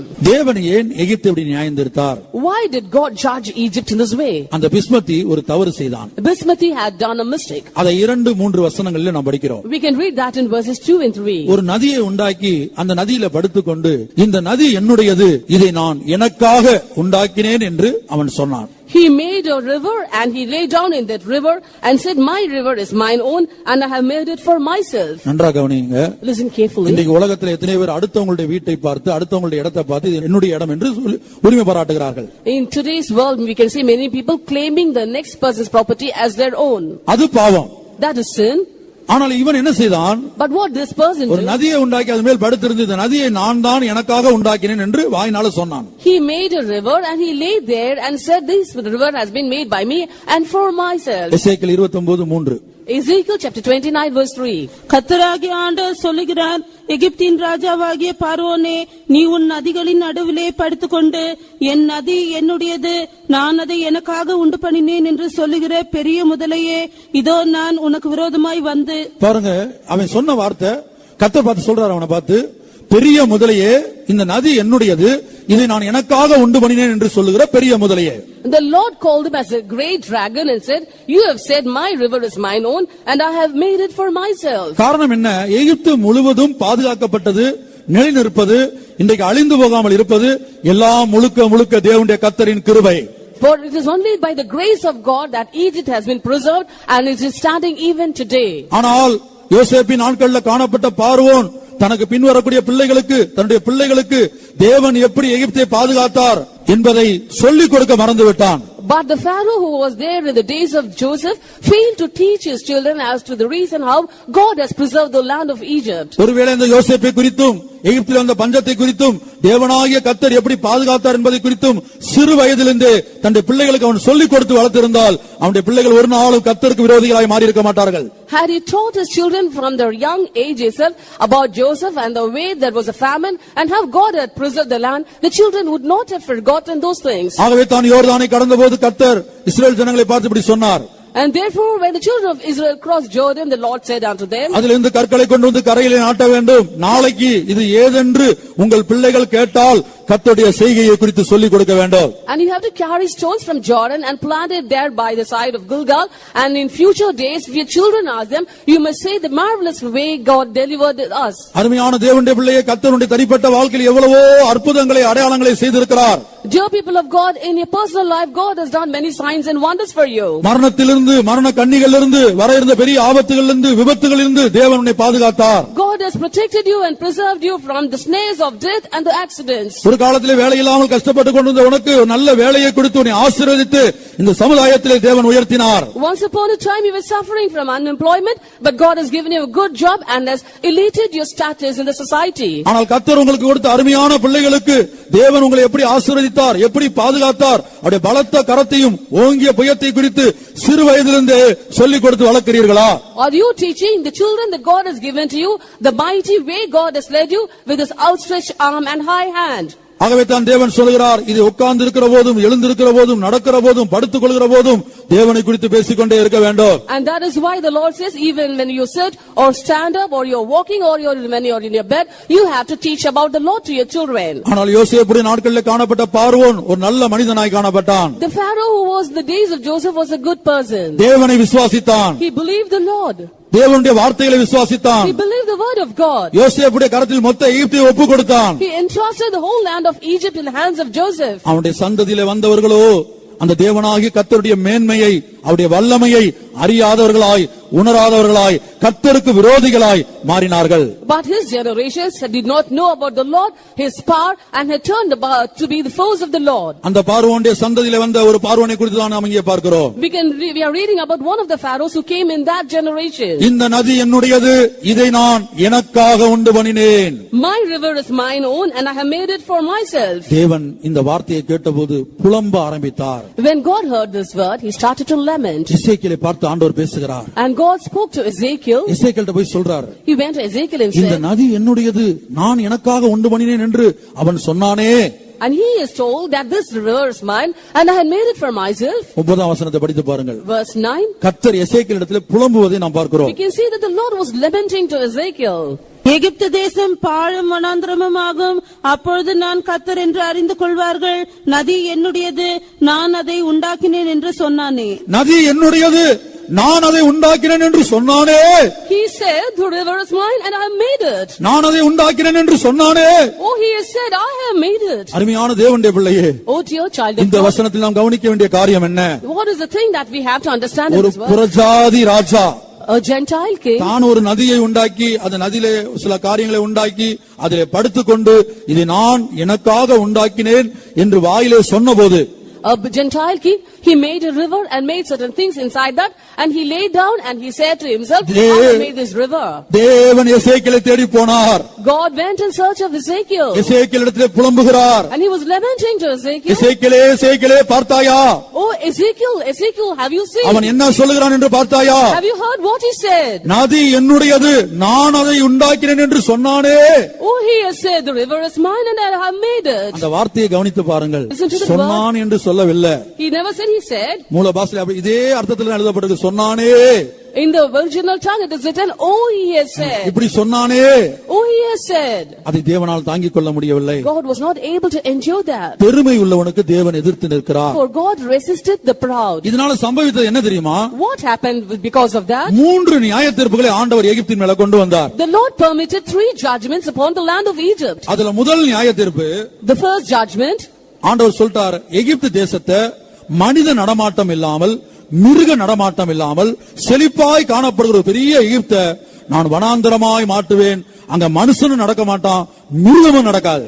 I will make this prosperous and fertile Egypt desolate, so that no man or beast treads upon it. 10ஆம் வசனம் 11ஆம் வசனம். Verse 10 and 11. ஆகையால் இதோ நான் உனக்கும் உன் நதிகளுக்கும் விரோதமாக வந்து மிக்தோல் முதல் எத்தியோப்பியாவின் எல்லையிலுள்ள செவேனி வரைக்கும் எகிப்து தேசத்தை அவாந்திரமும் பாழுமான வனாந்திரங்களாக்குவேன். மனுஷருடைய கால் அதை கடப்பதும் இல்லை, மிருகங்களுடைய கால் அதை மிதிப்பதும் இல்லை. அது 40 வருஷம் குடியேற்றி இருக்கும். தேவனுடைய தீர்க்கதரிசனத்தை பாருங்கள். Listen to the prophecy of God. 40 வருஷம் ஒரு மனிதன் நடமாட்டம் இல்லாமல், மிருகம் கூட நடமாடாத அளவுக்கு குடியேற்ற தேசமாய் நான் எகிப்தை மாற்றுவேன். I will change Egypt into an uninhabited place for 40 years without any foot of man or beast moving upon it. உலக சரித்திரத்தை நீங்கள் படித்து பார்த்தால், When you read the world history, எகிப்து ஆண்டவர் உரைத்த தீர்க்கதரிசனத்தின்படியே 40 வருட காலம் மனித நடமாட்டம் இல்லாமல், மிருகங்கள் கூட நடமாடாத ஒரு பாழும் குடியேற்ற தேசமாய் மாறினதாக உலக சரித்திரம் சொல்லுகிறது. இங்கே அதற்கான ஆதாரத்தை நாம் பார்க்கிறோம். World history says that according to the prophecy of God, Egypt lay waste and desolate for 40 years without any man or beast moving upon it, and we can see that in the pictures. எகிப்து தேசம் 40 வருஷம் குடியேற்று போகும் என்று சொன்ன தீர்க்கதரிசனம் நிறைவேறினதாக இந்த களிமண் படிவத்திலே எழுதப்பட்டிருக்கிறது. In the clay molds it is written that Egypt was uninhabited for 40 years according to the prophecy of God. இந்த களிமண் படிவத்தினுடைய number BM 33041. BM 33041 is the number of the mold. இந்த களிமண் படிவத்தில் என்ன எழுதப்பட்டிருக்கிறது? What is written there? எகிப்து தேசம் எசேக்கியேல் உரைத்த தீர்க்கதரிசனத்தின்படி 40 வருஷம் அது குடியேற்றதாய் இருந்தது என்பதற்கான ஆதாரம் தான் இது. It is a proof that according to the prophecy of Ezekiel, Egypt lay waste and desolate for 40 years. இது பிரிட்டிஷ் மியூசியத்துல 4ஆம் அறையில இந்த களிமண் படிவத்தை வைத்து பாதுகாக்கிறார்கள். This clay mold is being preserved in the 4th room of the British Museum. British மியூசியத்துல 4ஆம் அறை முழுவதும் எகிப்திலிருந்து கண்டுபிடிக்கப்பட்டதான இந்த ஆராய்ச்சியினுடைய நிரூபணங்கள் தான் வைக்கப்பட்டிருக்கிறது. In the fourth room of the British Museum, all the excavations found in the land of Egypt has been exhibited. கர்த்தருடைய பரிசுத்த நாமத்துக்கு உண்டாகட்டும். Praise be to the holy name of God. பெரிய சாம்ராஜ்யமாய் காணப்பட்ட எகிப்து. The Egypt which was a great kingdom. சாம்ராஜ்யம் என்று சொன்னால் முழு உலகத்தில் உள்ள எல்லா நாடுகளும் ஏகதேசம் எல்லா நாடுகளும் அதில் இருக்கும். When we say of an empire, more or less all the nations of the world will be included in that. உதாரணமாக நான்காவது சாம்ராஜ்யமாகிய மேதியா பெர்சியாவை குறித்து நான் சொல்கிறேன். ஒரே ஒரு காரியத்துக்காக சொல்கிறேன். For example, I will give you just one point about the fourth nation, that is the nation of the Medes and Persians. மேதியா பெர்சியா சாம்ராஜ்யத்தில் கிட்டத்தட்ட 127 நாடுகள் காணப்பட்டதாக வேதம் சொல்கிறது. Scripture says approximately 127 nations were included in this Medes Persian அதை சரித்திரமும் ஏற்றுக்கொள்கிறது. And history also accepts that. நம்முடைய இந்தியா முதற்கொண்டு எத்தியோப்பியா வரைக்கும் 127 நாடுகள் அந்த மேதியா பெர்சியா சாம்ராஜ்யத்தின் கீழே காணப்பட்டது. From India to Ethiopia, approximately 127 nations were found in the Median Persian Empire. நான் சாம்ராஜ்யம்னா என்ன என்பதற்காக விளக்கம் கொடுக்கிறேன். இந்தியாவை போல அமெரிக்காவை போல ஒரு தனி ராஜ்யம் அல்லது. When I say of a nation, it is not an independent nation like India or America. Esther 1:1 அதை நாம் வாசிக்கிறோம். We can read that in the book of Esther chapter 1 verse 1. India முதற்கொண்டு எத்தியோப்பியா வரைக்கும் 127 நாடுகள் மேதியா பெர்சியாக்கு கீழே இருந்தது. Right from India to Ethiopia, 127 nations were there in the Persian Empire. மூன்றாம் சாம்ராஜ்யமாகிய பாபிலோனுக்கு கீழே இருந்தது. And in the third empire, that is the Babylonian kingdom. Babylon விழுந்து போனபோது மேதியா பெர்சியா வந்தபோது அந்த 127 நாடுகள் மேதியா பெர்சியாக்குள்ள வந்தது. It was under the control of Babylon, but when Babylon fell, it went into the control of Medes and the Persians. இனி நாம் எகிப்தை குறித்து தியானிப்போம். Now let's once again come to Egypt. அது 40 வருஷம் குடியேற்று இருக்கும். It will be desolate for 40 years. கர்த்தருடைய பரிசுத்த நாமத்துக்கு உண்டாகட்டும். Praise be to God's holy name. இரண்டாவது தீர்க்கதரிசனம் அற்ப ராஜ்யமாய் நான் மாற்றுவேன். And second prophecy is I will make it into a base kingdom. 14ஆம் வசனத்துல Verse 14. இன்றைக்கு நம்முடைய கண்களுக்கு முன்பாக நீங்க உலக வரைபடத்தை எடுத்து பாருங்க. எகிப்து ஒரு குட்டி ராஜ்யமாக அற்ப ராஜ்யமாக இன்றைக்கு நம்முடைய கண்களுக்கு முன்பாக மாறி இருக்கிறது. Today when if you see through the world map, you can find out that Egypt is one of the tiny nations. சொன்னேன். This is what I told you in the beginning. எகிப்து சாம்ராஜ்யமாய் காணப்பட்ட போது கிமு 3150ஆம் ஆண்டு அதனுடைய வரைபடத்தை நாம் இங்கே பார்க்கிறோம். We can see the picture of Egypt in the year BC 3150. ஆனால் தற்போது எகிப்தினுடைய வரைபடத்தை நாம் இங்கே பார்க்கிறோம். We can see the present map of Egypt also here. இன்றைய எகிப்தினுடைய மொத்த பரப்பளவு 10,04,950 சதுர kilometre. The present area of Egypt is 10,02,450 square kilometers. அப்ப அற்ப ராஜ்யமாய் மாற்றுவேன் என்கிற தீர்க்கதரிசனமும் நம்முடைய நாட்களில் நிறைவேறிவிட்டது. Therefore the prophecy that he will change Egypt into one of the base kingdoms has been fulfilled in our days. மூன்றாவது மிக விசேஷமான ஒரு தீர்க்கதரிசனம் இருக்கிறது. And there is another third prophecy that is very special. அதைத்தான் 15ஆம் வசனத்தில் நாம் படிக்கிறோம். We can read that in verse 15. சொல்லுகிறார், நீ மற்ற ராஜ்யங்களை பார்க்க அற்பமானதா இருப்பாய் என்று சொல்லிவிட்டு நீ ஜாதிகளை இனிமேல் ஆள முடியாது. And he has said that thou will be the basis of all the kingdoms, and henceforth thou cannot rule any nation. இனி ஜாதிகளின் மேல் நீ உன்னை உயர்த்த முடியாது. You cannot exalt yourself above the nations. அந்த வசனத்தின் முடிவில் சொல்லுகிறார், இனி ஜாதிகளை ஆளாதபடிக்கு உன்னை குறுகி போக பண்ணுவேன். At the end of the verse he has written, I will diminish you that you shall not rule the nations. இந்த தீர்க்கதரிசனம் உரைத்து கிட்டத்தட்ட 2700 வருடங்களுக்கு மேலாகிவிட்டது. More or less 2700 years have passed after this prophecy. இந்த தீர்க்கதரிசனம் உரைத்த பிற்பாடு After telling out this prophecy, கர்த்தர் என்ன சொல்லுகிறார்? what did the Lord say? Nebuchadnezzar என்று சொல்லக்கூடிய அந்த ராஜாவின் கரத்துல நான் எகிப்தை ஒப்படைப்பேன். I will commit into Egypt in the hands of King Nebuchadnezzar. அவனுக்கு இதை நான் கூலியாக கொடுக்கிறேன். I will give it to him as his wages. 18-19 வசனங்களை வாசிப்போம். எசேக்கியேல் 29:18-19. Ezekiel 29 verses 18 and 19. மனுபுத்திரனே, பாபிலோன் ராஜாவாகிய நேபுகாத்நேச்சார் தீருவின் முன்னே தன் சேனையின் இடத்தில் கடும் ஊழியம் வாங்கினான். ஒவ்வொரு தலையும் மொட்டையாயிற்று, ஒவ்வொரு தோள்பட்டையின் தோலும் உரிந்து போயிற்று. ஆனாலும் அவன் தீருவுக்கு விரோதமாக செய்த ஊழியத்தினாலே அவனுக்காவது அவன் சேனைக்காவது கூலி கிடைக்கவில்லை. ஆகையால் கர்த்தராகிய ஆண்டவர் சொல்லுகிறது என்னவென்றால், இதோ நான் பாபிலோன் ராஜாவாகிய நேபுகாத்நேச்சாருக்கு எகிப்து தேசத்தை கொடுக்கிறேன். அவன் அதன் ஏராளமான ஜனத்தை சிறைப்பிடித்து அதன் ஆஸ்தியை சூறையாடி அதன் கொள்ளை பொருளை எடுத்துக் கொள்ளுவான். இது அவனுடைய சேனைக்கு கூலியாயிருக்கும். இது அவனுடைய சேனைக்கு கூலியாயிருக்கும். It shall be the wages for his army. எகிப்துக்கு கீழே சாதாரண ஒரு குட்டி ராஜ்யமாய் அன்றைக்கு பாபிலோன் காணப்பட்டது. இந்த தீர்க்கதரிசனம் உரைக்கப்பட்ட போது ஒரு சாதாரண ராஜ்யமாய் பாபிலோன் காணப்பட்டது. When this prophecy was prophesied, Babylon was one of the tiny nations under Egypt. எகிப்துக்கு கீழே காணப்பட்டது. It was under Egypt. ஆனா ஆண்டவர் சொன்னார், நான் உன்னை நேபுகாத்நேச்சாருடைய கரத்திலே ஒப்படைக்க போகிறேன். But the Lord said, I will commit you into the hands of King Nebuchadnezzar. பார்வோன் குடும்பத்தை பார்த்து சொல்லுகிறார், இனி நீ ஜாதிகளை ஆளவே முடியாது. Looking unto the family of Pharaoh, he said, henceforth you can rule no more the nations. இப்ப பாருங்க, ஒவ்வொரு ஜெனரேஷன் பார்வோனுடைய ஜெனரேஷன் பாத்தீங்கன்னா அந்த எகிப்தை வரிசையா அவங்க தான் ஆளுகை செய்து கொண்டே வந்தாங்க. We can see the generation of pharaohs, we can see that they have been ruling the land of Egypt. ஆனால் இந்த தீர்க்கதரிசனம் உரைக்கப்பட்ட பிற்பாடு, After this prophecy was prophesied, BC 605ஆம் ஆண்டு நேபுகாத்நேச்சாருடைய கையில ஆண்டவர் எகிப்தை ஒப்படைத்தார். the Lord committed the land of Egypt in the hands of King Nebuchadnezzar in BC 605. அடுத்து BC 525ஆம் ஆண்டு பாரசீகருடைய கையில எகிப்து போனது. And then in BC 525 it went into the hands of Persians. அடுத்து BC 332ஆம் ஆண்டு அலெக்சாண்டருடைய கரத்திலே எகிப்து போனது. Next in BC 332 it went into the hands of Alexander. அடுத்தபடியாக அலெக்சாண்டருக்கு பிற்பாடு டாலமியும் அவருடைய வம்சத்தாரும் எகிப்தை ஆளுகை செய்தார்கள். And after Alexander, Pharaoh and his family ruled Egypt. கிமு 30 முதல் AD 395 வரை ரோமர் ஆளுகை செய்தனர். From BC 30 till AD 395 the Romans ruled them.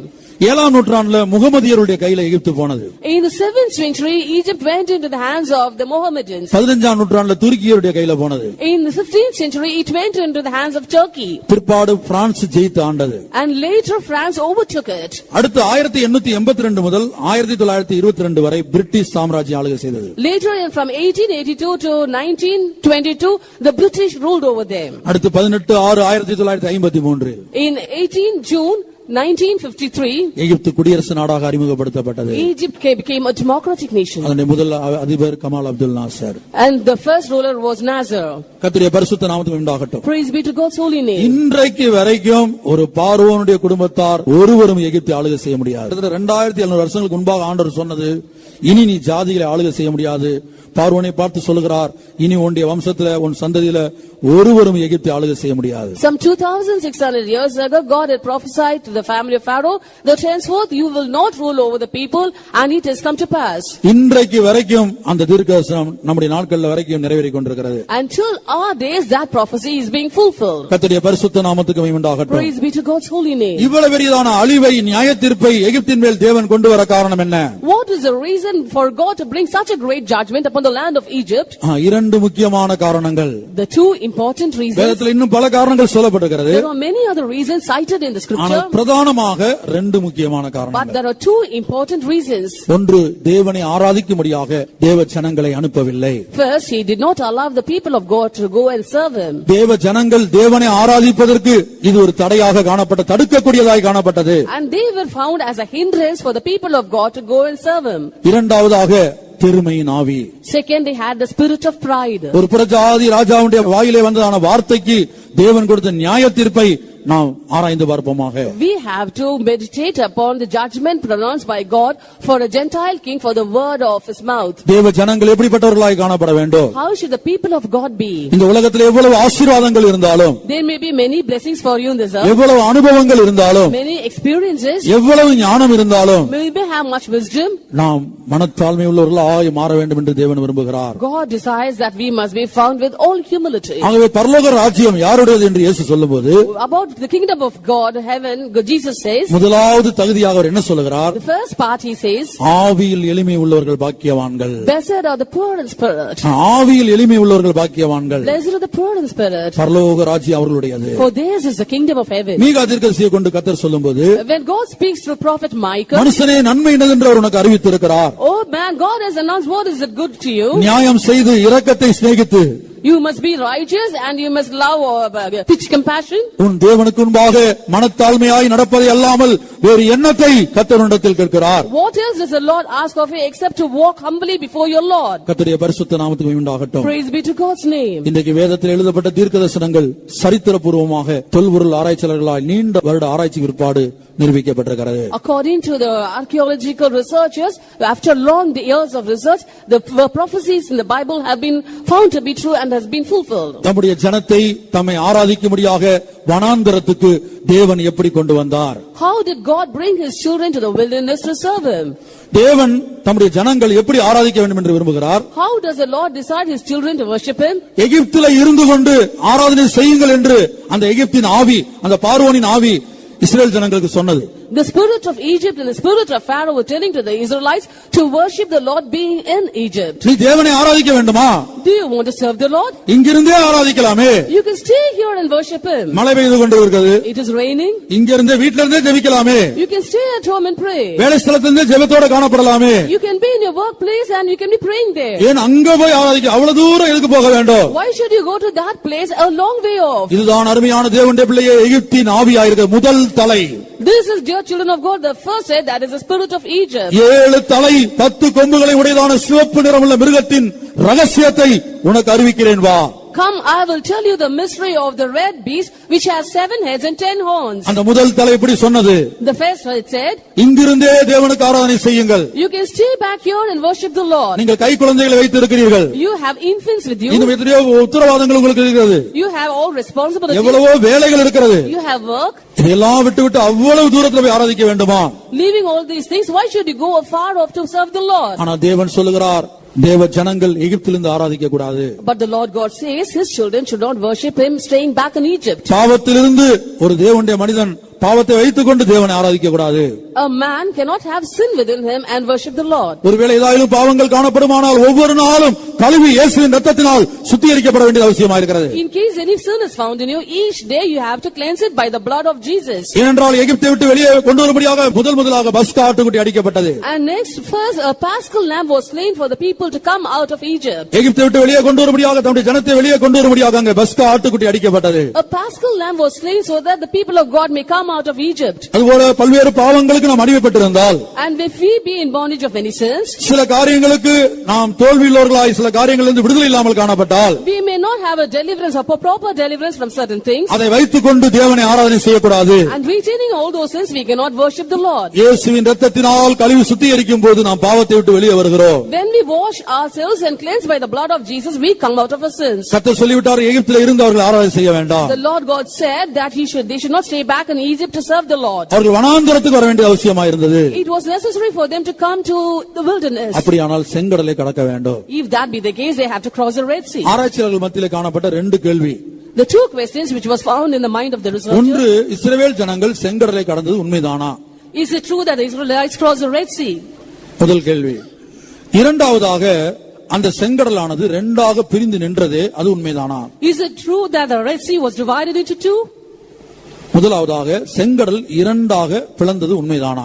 The first question is it true that Red Sea was divided?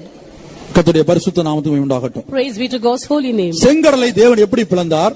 How did God divide the Red Sea? யாத்திராகமம் 14ஆம் அதிகாரத்தில் படிக்கிறோம். We read that in Exodus chapter 14. ஒரு ராத்திரி முழுவதும் ஆண்டவர் கீழ்காற்றை வீச பண்ணினார் என்று நாம் படிக்கிறோம். We read that whole night God sent a east wind. செங்கடலை ஆண்டவர் எப்படி பிளந்தார்? How did God divide the Red Sea? ஒரு ரா முழுவதும் கீழ்காற்றை வீசும்படி பண்ணினார். He sent an east wind all through the night. அது வீசின பிற்பாடுதான் அந்த சமுத்திரம் 2ஆக பிரிந்து நின்றது. Only when the wind blew, the Red Sea divided into 2. அப்ப காற்றை செலுத்தும் போது, ஒரு பலத்த காற்று அடிக்கும் போது தண்ணீர் 2ஆக பிரிந்து நிற்குமா என்று ஒரு ஆராய்ச்சி புளோரிடா மாகாணத்துல ஒரு யூனிவர்சிட்டியில செயற்கை சமுத்திரத்தை உண்டாக்கி நடத்தப்பட்டது. அதனுடைய படத்தை நாம் இங்கே பார்க்கிறோம். In the land of Florida, in EduSat, they had made an artificial ocean and tried out if they could divide the Red Sea using a heavy wind. Doctor Doron Nof என்பவர், Dr. Toron Moff, அவர் Florida மாகாணத்துல அவர் என்ன செய்தார்? சமுத்திரவியல் ஆராய்ச்சியாளர், ஒரு ஆராய்ச்சியில் ஈடுபட்டார். he in the land of Florida, he was involved in a research concerning the ocean. அந்த டாக்டர் டோரோன் நோஃபுடைய படத்தை நாம் இங்கே பார்க்கிறோம். We can see the picture of Doron. ஒரு செயற்கை சமுத்திரத்தை உண்டாக்கி He made an artificial ocean. காற்றை வீசும்படி செய்து அது 2ஆக பிரிந்து நிற்கிறதா என்று ஆராய்ச்சியில் ஈடுபட்டார். He allowed a heavy wind to blow over it and tried if the water was congealed. அந்த ஆராய்ச்சி முடிவிலே அந்த வேத வசனம் சத்தியம் என்பதை அவர் ஏற்றுக்கொண்டார். At the end of the research, he accepted that the word of God was true. இனி நெப்போலியனை குறித்து சரித்திரத்தில் நாம் படிக்கும்போது, Then when we read about Napoleon in his தன்னுடைய கண்களால் அவர் ஒரு சந்தர்ப்பத்திலே இந்த சமுத்திரம் 2ஆக பிரிந்து நின்றதாக அவர் பார்த்திருப்பதாக அவர் சொல்லி இருக்கிறார். He has told that by his own eyes he has seen at one instance that sea was divided and stood in two. ஒரு பெரிய காற்று, பலத்த காற்று வீசின வேளையிலே When a mighty wind blew, அப்படி ஒரு சம்பவம் தன்னுடைய அனுபவத்திலே சம்பவித்ததாக அவர் தன்னுடைய புத்தகத்திலே சொல்லி இருக்கிறார். and in his book is written that he was able to see with his own eyes. இனி இரண்டாவதாக அந்த சமுத்திரத்திலே பார்வோனின் ரதமும் ஜனங்கள் சமுத்திரத்தை கடந்தது உண்மைதானா? And second is, it is true that the people had crossed the Red Sea. இஸ்ரவேல் ஜனங்கள் கடந்தபோது When the children of Israel passed over, பார்வோனின் ரதமும் குதிரையும் குதிரை வீரர்களும் உள்ளே இறங்கினார்கள். the chariots and the horses and the horsemen also entered the sea. நாம் யாத்திராகமத்திலே படிக்கிறோம். We read that in the book of Exodus. கர்த்தர் சொன்னார், The Lord said, உங்களை பின்பற்றி பார்வோனும் அவனுடைய ரதங்களும் குதிரை வீரர்களும் செங்கடலிலே இறங்குவார்கள். The people of Pharaoh, his chariots and horses will follow you in the Red Sea. நான் அவருடைய ரதங்களின் சக்கரங்களை கழற்றுவேன் என்று ஒரு தேவனுடைய வார்த்தை இருக்கிறது. And there was a word of God saying, I'll remove the chariots of its wheels.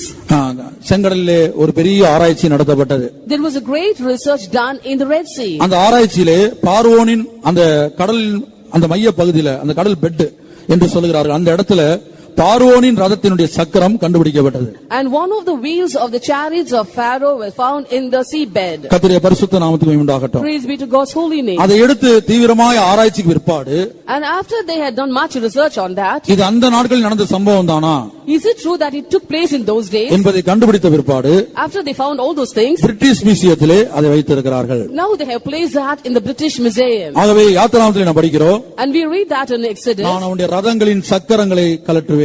I will remove the wheels of the chariot. பார்வோனின் ரதத்தினுடைய சக்கரங்களை நான் கழற்றுவேன். I will remove the wheels of the chariots of Pharaoh. கர்த்தருடைய பரிசுத்த நாமத்துக்கு மகிமை உண்டாகட்டும். Praise be to God's holy name.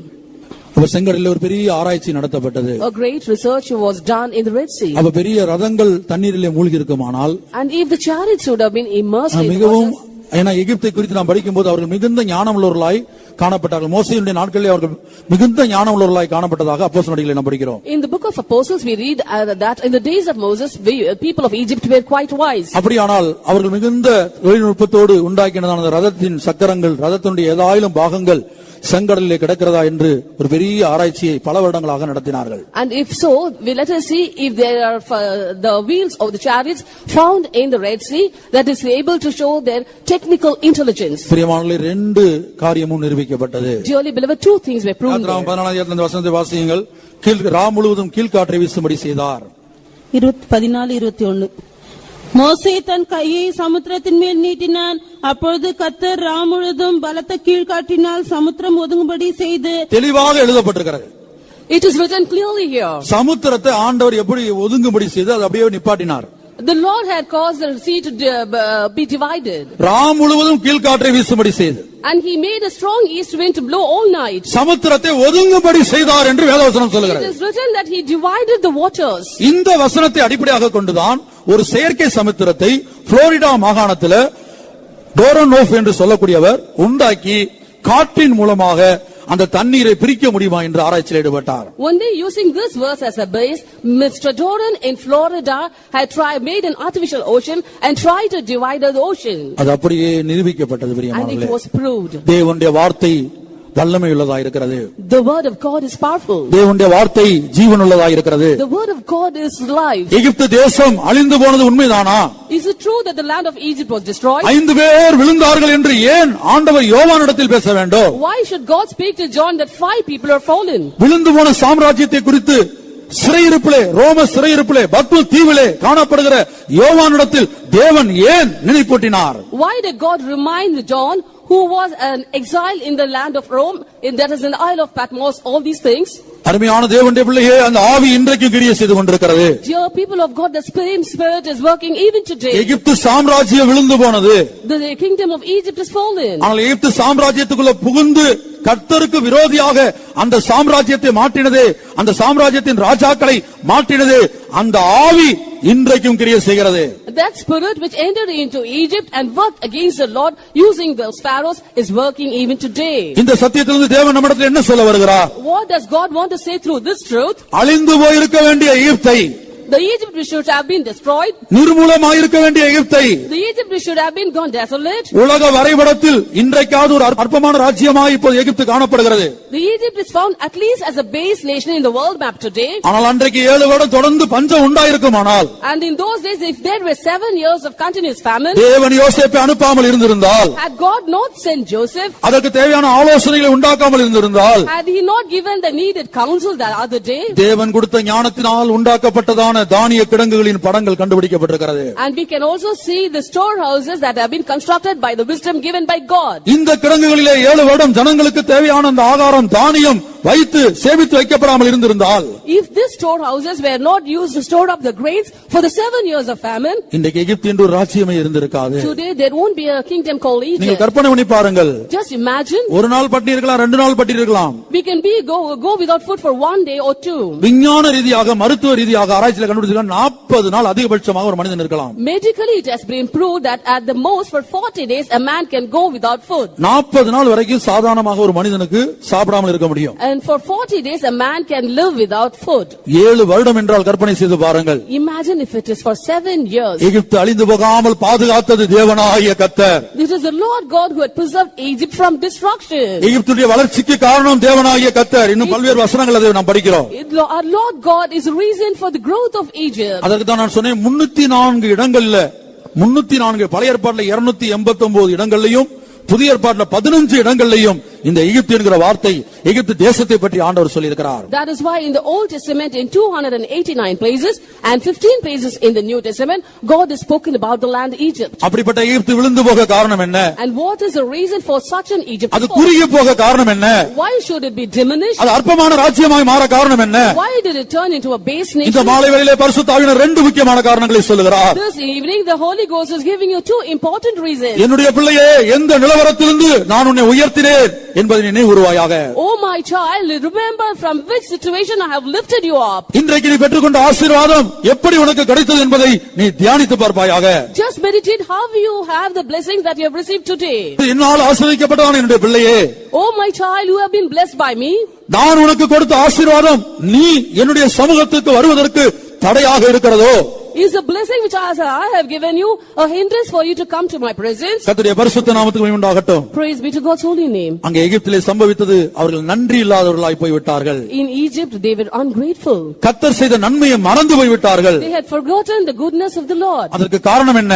What was the reason? அந்த நல்ல பார்வோன், அந்த பக்தி உள்ள பார்வோன் தன்னுடைய பிள்ளைகளுக்கு அதை சொல்லிக் கொடுத்து வளர்க்கவில்லை. The good Pharaoh, the godly Pharaoh had failed to teach his children. தேவனாகிய கர்த்தர் யோசேப்பை அனுப்பி எகிப்தை எப்படி பாதுகாத்தார், அழிவிலிருந்து எப்படி தப்புவித்தார் என்கிற சத்தியத்தை தன்னுடைய பிள்ளைகளுக்கு அவன் சொல்லிக் கொடுத்து வளர்க்கவில்லை. He had failed to teach the truth that the Lord God had sent Joseph and preserved the land of Egypt. ஆகவே தான் வேதத்திலே படிக்கிறோம், யோசேப்பை அறியாத ஒரு ராஜன் எழும்பினான். யோசேப்பை அறியாத ஒரு Rajan எழும்பினான். And that is why in the scripture we read that a Pharaoh who knew not Joseph came up. இன்றைக்கு நம்முடைய குடும்பங்களை நாம் நிதானித்து பார்ப்போமாக. So let us think about our families today. கிறிஸ்துவை அறியாத, இயேசுவின் சிலுவை மரணத்தை அறியாத, People who do not know Christ and the death of Christ on Calvary. இயேசுவின் இரத்தத்தை அறியாத People who do not know about the blood of ஒரு Jesus. சந்ததி நம்முடைய குடும்பத்தில் உருவாகிக் கொண்டிருக்கிறதோ? Is such a generation developing in our family? நம்முடைய பிள்ளைகள் இந்த பெந்தகோஸ்தே மார்க்கத்தை குறித்தும் இந்த பரிசுத்தவான்களுடைய ஐக்கியத்தை குறித்தும் இந்த உபதேசத்தை குறித்தும் தெரியாதவர்களாய் இன்றைக்கு வளர்ந்து கொண்டிருக்கிறார்களோ? Do our children not know about the fellowship of the saints and this Pentecostal growth? அல்லது உட்கார்ந்து இருக்கும் போதும், எழுந்திருக்கிற போதும், நடக்கிற போதும், படுத்துக் கொள்கிற போதும் நீ கர்த்தர் உனக்கு செய்த நன்மைகளை குறித்து சொல்லிக் கொண்டே இருக்கிறாயா? Or are you teaching your children when you sit up and rise up and walk and lie down about the Lord God? அப்படி ஒருவேளை நாம் சொல்லிக் கொடுத்து வளர்க்காவிட்டால் இன்னும் சில வருடங்களுக்கு பிற்பாடு நம்முடைய சந்ததி இந்த ஐக்கியத்தில் இருக்க, இந்த சத்தியத்தில் இருக்க மாட்டார்கள். So if you do not teach your children when they grow up, in a few years those generations will not be found in this faith. ஏனென்றால் எகிப்துக்கு ஒரு வல்லமை இருக்கிறது. For there is a power for Egypt. அது பாவத்தின் வல்லமை. That is a power of sin. இரண்டாவது உலகத்தின் வல்லமை. That is next is the power of this world. எகிப்துக்கு 2 முக்கியமான அர்த்தங்கள். 2 important powers in Egypt. உலகம் இன்றைக்கு தேவனுடைய பிள்ளைகளை இழுக்கிறது, நம்முடைய வாலிபர்களை இழுக்கிறது. The world is attracting our youths. கர்த்தர் உங்களுக்கு அருமையான பிள்ளைகளை கொடுத்திருக்கிறார். The Lord has given you blessed children. யோபின் நாட்களை திரும்பி பாருங்கள்.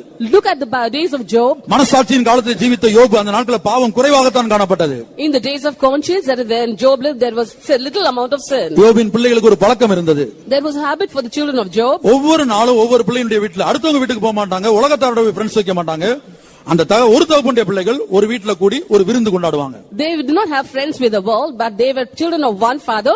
They gathered on each day in one family and they had celebrated with a feast. அப்போது யோபு என்ன செய்வானா, ஒவ்வொரு நாள் அதிகாலையில எழும்பி So Job used to rise up early in the morning. விருந்து வீட்டுக்கு போனார்களே, they have gone to the house, விருந்து கொண்டாடினார்களே, and they had a banquet. ஒருவேளை நம்முடைய தேவனாகிய கர்த்தரை தூஷித்து இருப்பார்களோ, maybe they would have blasphemed our Lord God. என் பிள்ளைகள் பரியாசம் பண்ணி இருப்பார்களோ, they would have mocked him. மனசாட்சியின் காலத்தில் ஜீவித்த யோபு, he is the Job who lived in the period of conscience. ஒவ்வொரு நாளும் அதிகாலையில் எழும்பி தன்னுடைய பிள்ளைகளுடைய லக்கத்துக்கு தக்கதாக சர்வாங்க தகன பலிகளை செலுத்தினான். each morning he rose up early and according to the number of his children he offered burnt offerings. இன்றைக்கு உலகத்தை திரும்பி பாருங்கள். Today look at the world. உலகத்துல பாவம் பெருகி கிடக்கிறது. and sin has multiplied. எத்தனையோ விதமான அசுத்தங்கள் இந்த உலகத்தில் பெருகி கொண்டிருக்கிறது ஒவ்வொரு நாளும். each day there are many abominations multiplying in this world. கர்த்தர் உங்களுக்கு கொடுத்த அருமையான பிள்ளைகளை ஸ்கூலுக்கும் காலேஜுக்கும் வேலைக்கும் இந்த பொல்லாத உலகத்துக்கு தான் அனுப்பி கொண்டிருக்கிறீர்கள். each day you are sending your children into this wicked world for the school studies, their colleges and their workplace. அருமையான பெந்தோகஸ்தே பெற்றோரே, oh dear Pentecostal parents, யோபுவை போல அதிகாலையில் எழும்பி கர்த்தர் உங்களுக்கு கொடுத்த பிள்ளைகளின் எண்ணிக்கைக்கு தக்கதாக 5 பிள்ளைகள் என்றால் அந்த 5 பிள்ளைகளுடைய பேரையும் சொல்லி அதிகாலையில கர்த்தருடைய கரத்தில் ஒப்புக் கொடுக்கிறீர்களா? do you rise up like Job early in the morning and in case you have 5 children given by the Lord, or are you praying for those 5 children and praising God?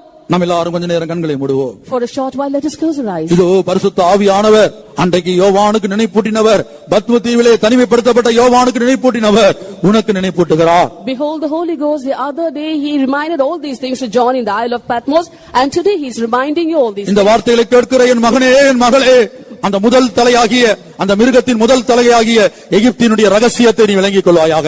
oh my son and my daughter who have been listening to this message, understand the mystery about the first head of Eve, that is Egypt. தேவனுடைய பிள்ளைகளுக்கு அவன் பாரத்தை அதிகமாய் கூட்டுகிறான். he is adding burden to the children of God. தேவ சமூகத்துக்கு வர முடியாத அளவுக்கு அவர்களை busy ஆக்குகிறான். he is making them busy so that they cannot come to the presence of God. Busy என்கிற வார்த்தைக்கு நெட்ல ஒரு விளக்கம் கொடுத்திருக்கிறார்கள். for the word busy there has been an interpretation in the net. being under Satan's yoke, be under Satan's yoke. கர்த்தருடைய பரிசுத்த நாமத்துக்கு உண்டாகட்டும். praise be to God's name. நான் பிஸியாக இருக்கிறேன், தேவ சமூகத்துக்கு வர நேரம் இல்லை, ஜெபிக்க நேரம் இல்லை.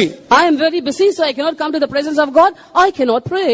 என்று ஒரு மனிதனை, ஒரு தேவனுடைய பிள்ளையை இன்றைக்கு இந்த உலகம் பிசாசு எகிப்து பிஸியாக மாற்றுமானால், and if the child son of God is being changed by this world, sin and Satan, அவர்கள் சாத்தானுடைய நுகத்தின் கீழ் காணப்படுகிறார்கள். and they are under the yoke of Satan. இந்த கடைசி நாட்களில் இந்த வார்த்தைகளை கேட்கிற நமக்குள்ள ஒரு பாரம் உண்டாகட்டும். let there be a burden for us who are listening to this message in these last கர்த்தர் உங்களுக்கு கொடுத்த அருமையான பிள்ளைகளுக்காக தேவ சமூகத்தில் முழங்காலில் நிற்போமாக அதிகாலையிலே. let us stand in our knees early in the morning for the blessed children that the Lord has given us. இந்த பொல்லாத உலகத்தில் என்னுடைய பிள்ளையை நான் வேலைக்கு அனுப்புகிறேனே.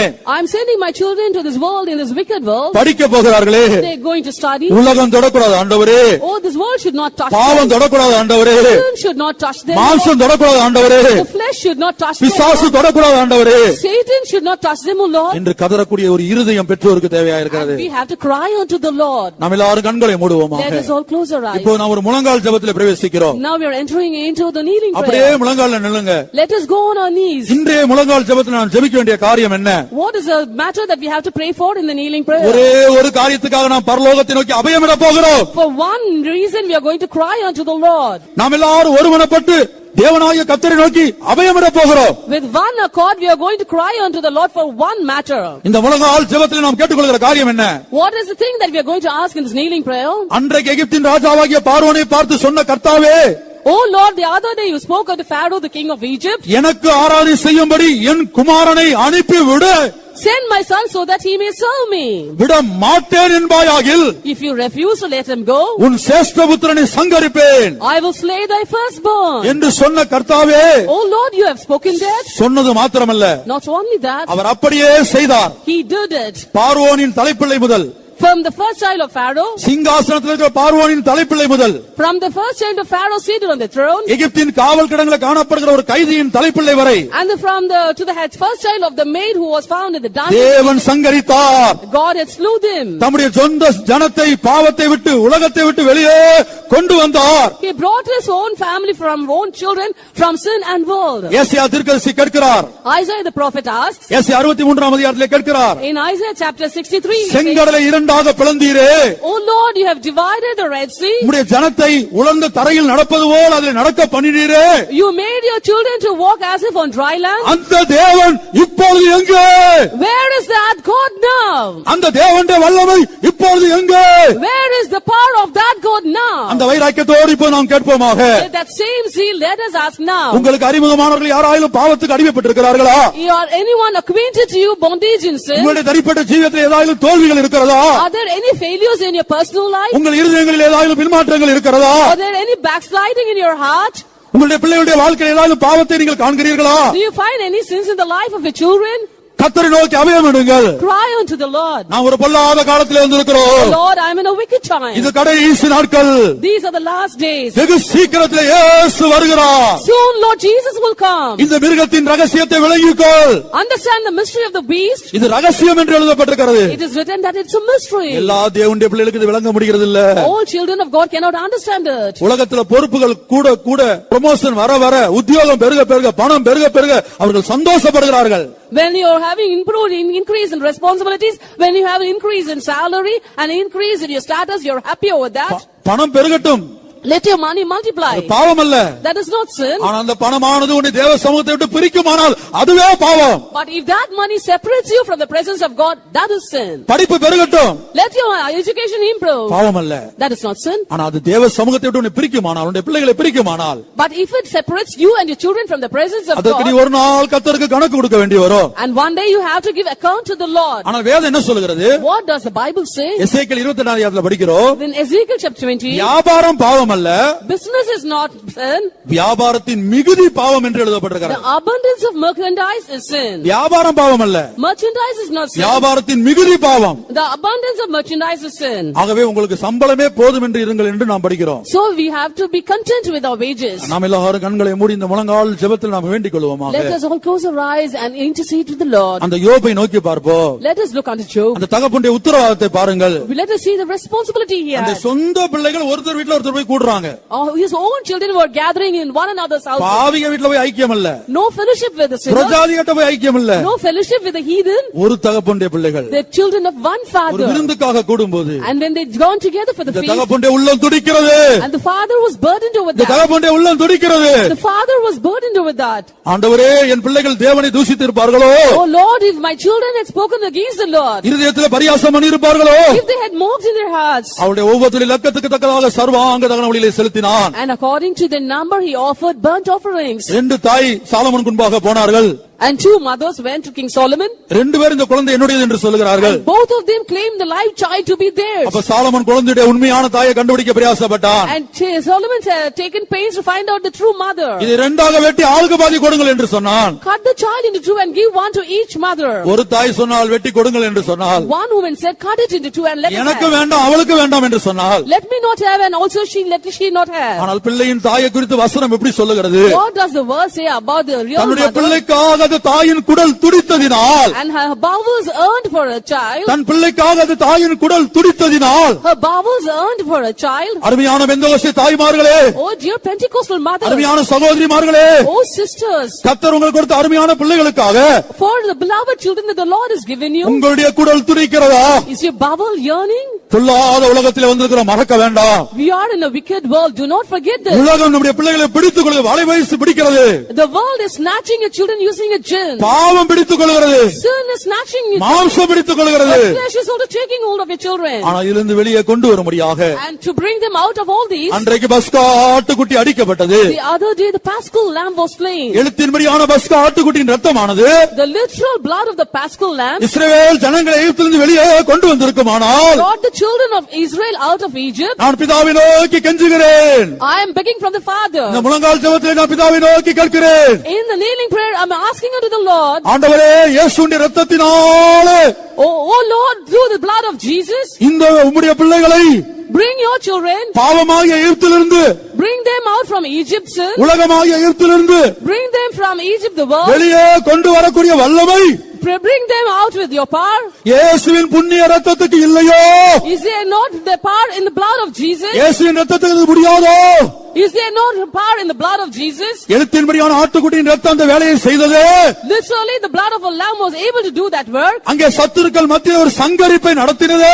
And there was a slaying in the enemy camp. இன்றைக்கு தேவ ஜனங்களாகிய எங்களுடைய வாழ்க்கையில் Today in the life of we the children of God, எத்தனையோ தோல்விகளை காண்கிறோம் ஆண்டவரே. Oh Lord, we see many failures. எத்தனையோ விழுகைகளை காண்கிறோம் ஆண்டவரே. Many fallings. எத்தனையோ பின்மாற்றத்தை நாங்கள் காண்கிறோம். We see many backslidings. எத்தனையோ பாவங்களை நாங்கள் காண்கிறோம். Oh, many sins do we see. எங்களை எகிப்திலிருந்து வெளியே கொண்டு வர பண்ணக்கூடிய வல்லமை. Oh, the power that is able to bring us out of Egypt. எங்களுக்காக சிந்தப்பட்ட the thing that has been shed. Kalvari சிலுவையிலே அறையப்பட்ட that has been crucified on Calvary. அந்த சிலுவையிலிருந்து இயேசுவின் சரீரத்திலிருந்து சொட்டு சொட்டால் இப்போது வடிந்து கொண்டிருக்கிற that is being dropping drop by drop from the body of Jesus. இயேசுவின் இரத்தத்துக்கு எங்களை எகிப்திலிருந்து விடுவிக்கக்கூடிய வல்லமை இல்லையோ? Has that blood of Jesus no power to redeem us or deliver us from Egypt? இந்த இடத்திலே பாவத்துக்கு அடிமைப்பட்ட வாலிப சகோதர சகோதரிகளை, oh young boys and girls who have been slave to sin, உலக சிற்றின்பத்தில், உலக நாகரிகத்தில், உலக வேஷத்தில், உலக இன்பத்தில் மூழ்கி இருக்கிற தேவனுடைய பிள்ளைகளை, oh who have been engrossed in the pleasures of this world, the fashions of this world, உலகத்திலும் உலகத்தில் உள்ளவைகளிலும் அன்பு கூராதிருங்கள். love not the world and the things of the world. ஒருவன் உலகத்தில் அன்பு கூர்ந்தால் if any man loves the world, அவனிடத்திலே பிதாவின் அன்பில்லை. the love of the Father is not in him. இந்த முழங்கால் ஜெபத்தில் நீங்கள் எதை கேட்கிறீர்கள்? what are you asking in this kneeling prayer? கர்த்தரை நோக்கி அபயமிடுவோமாக. cry unto the Lord. ஏசாயா கேட்டபடியே நாமும் கேட்போமாக. let us ask as Isaiah asked. அன்றைக்கு செங்கடலை இரண்டாக பிளந்த எங்கள் தேவனின் கரம், வலது கரம் இப்போது எங்கே? oh where is the right hand of God which divided the Red Sea the other day? உலர்ந்த தரையிலே சமுத்திரத்தை உலர்ந்த தரையாக மாற்றி அதிலே உம்முடைய ஜனத்தை நடக்க பண்ணினீரே. oh you made your children to walk on dry land in the midst of the sea. எங்கள் தேவனாகிய அந்த கர்த்தருடைய கரம் இப்போது எங்கே? where is the hand of our Lord God today? ஏசாயா 63 அதிகாரத்திலே ஏசாயா கேட்கிறார். in Isaiah chapter 63 Isaiah asked, இந்த மாலை வேளையிலே நான் கேட்கிறேன். this evening I ask. என்னோடு சேர்ந்து நாம் கேட்போம். let us ask along with me. கர்த்தருக்கு அபயமிடுவோம். let us cry unto the Lord. உலகம் பிடித்திருக்கிறது. oh the world is having us. பல பொறுப்புகளை கொடுத்து, it has given us பல responsibility. உத்தரவாதங்களை கொடுத்து, it has given us works. தேவ சமூகத்துக்கு வர முடியாதபடிக்கு, so that we do not come to the presence of ஜெபிக்க the Lord. முடியாதபடிக்கு, so that we do not pray. சத்தியத்தை கேட்க முடியாதபடிக்கு, so that we do not listen to the truth. இங்கேயே இருங்கள். oh today அவ்வளவு தூரம் போக வேண்டாம். you need not go there. இங்கிருந்தே தேவனை ஆராதியுங்கள். serve the Lord staying here. இங்கிருந்தே ஜெபம் பண்ணுங்கள். pray staying here. அடுத்தவன் சொல்றான், and he said, நீங்க எல்லாரும் போக வேண்டாம். and all of you need not go. புருஷர் மாத்திரம் போங்கள். let only the men go. வீட்டுக்கு ஒருத்தர் மாத்திரம் போங்கள். only one for a family. ரொம்ப தூரம் போகணும். do not go far off. மழை பெய்கிறது. it is raining. இரவு நேரம். it is night. புருஷர் மாத்திரம் போங்கள். let the men alone go. எகிப்தின் ஆவி, this is the spirit of Egypt. மிருகத்தின் முதல் தலை, this is the first head of the beast. அன்றைக்கு பத்ம தீவிலே காணப்பட்ட யோவானுக்கு நினைப்பூட்டின கர்த்தர், தேவனுடைய மனுஷனே, தேவனுடைய மனுஷியே உனக்கு நினைப்பூட்டுகிறார். the Lord God who reminded all things to John in the isle of Patmos, O man of God and woman of God, he is revealing those things to you இந்த today. முழங்கால் ஜெபத்திலே நாம் கதறுவோமாக. let us cry out in this kneeling prayer. ஒன்றே நம்முடைய வாஞ்சையாய் மாறட்டும். let this one thing be our desire. கர்த்தாவே, என்னுடைய பிள்ளைகளை நான் உலகத்துக்குள் அனுப்புகிறேன். Lord, I am sending my children to this world. இந்த பொல்லாத உலகத்திலே படிக்க அனுப்புகிறேன். in this wicked world I am sending them for this வேலைக்கு அனுப்புகிறேன். I am sending them for the job. உலகம் முழுக்க முழுக்க முழுக்க பாவம். the world is full of sin. ஒரு கிளாஸ்ல 53 பிள்ளைகள் இருக்காங்க என்று வைத்துக் கொள்ளுங்க. suppose there are 53 children in a class. நம்முடைய பிள்ளை ஒரே ஒரு பிள்ளை. maybe one is our child. அந்த 52 பிள்ளைகளுக்குள்ளேயும் உலகம் உலகம் உலகம். and the rest of the 52 children belong to this world. ஒரு கயிறு இருக்கிற போட்டியை கண் முன்னாடி கொண்டு வாங்க. bring it in front of your eyes. நம்முடைய ஒரு பிள்ளை அந்த 52 பிள்ளையும் தேவனுடைய பக்கம் இழுக்க பிரயாசப்படுது.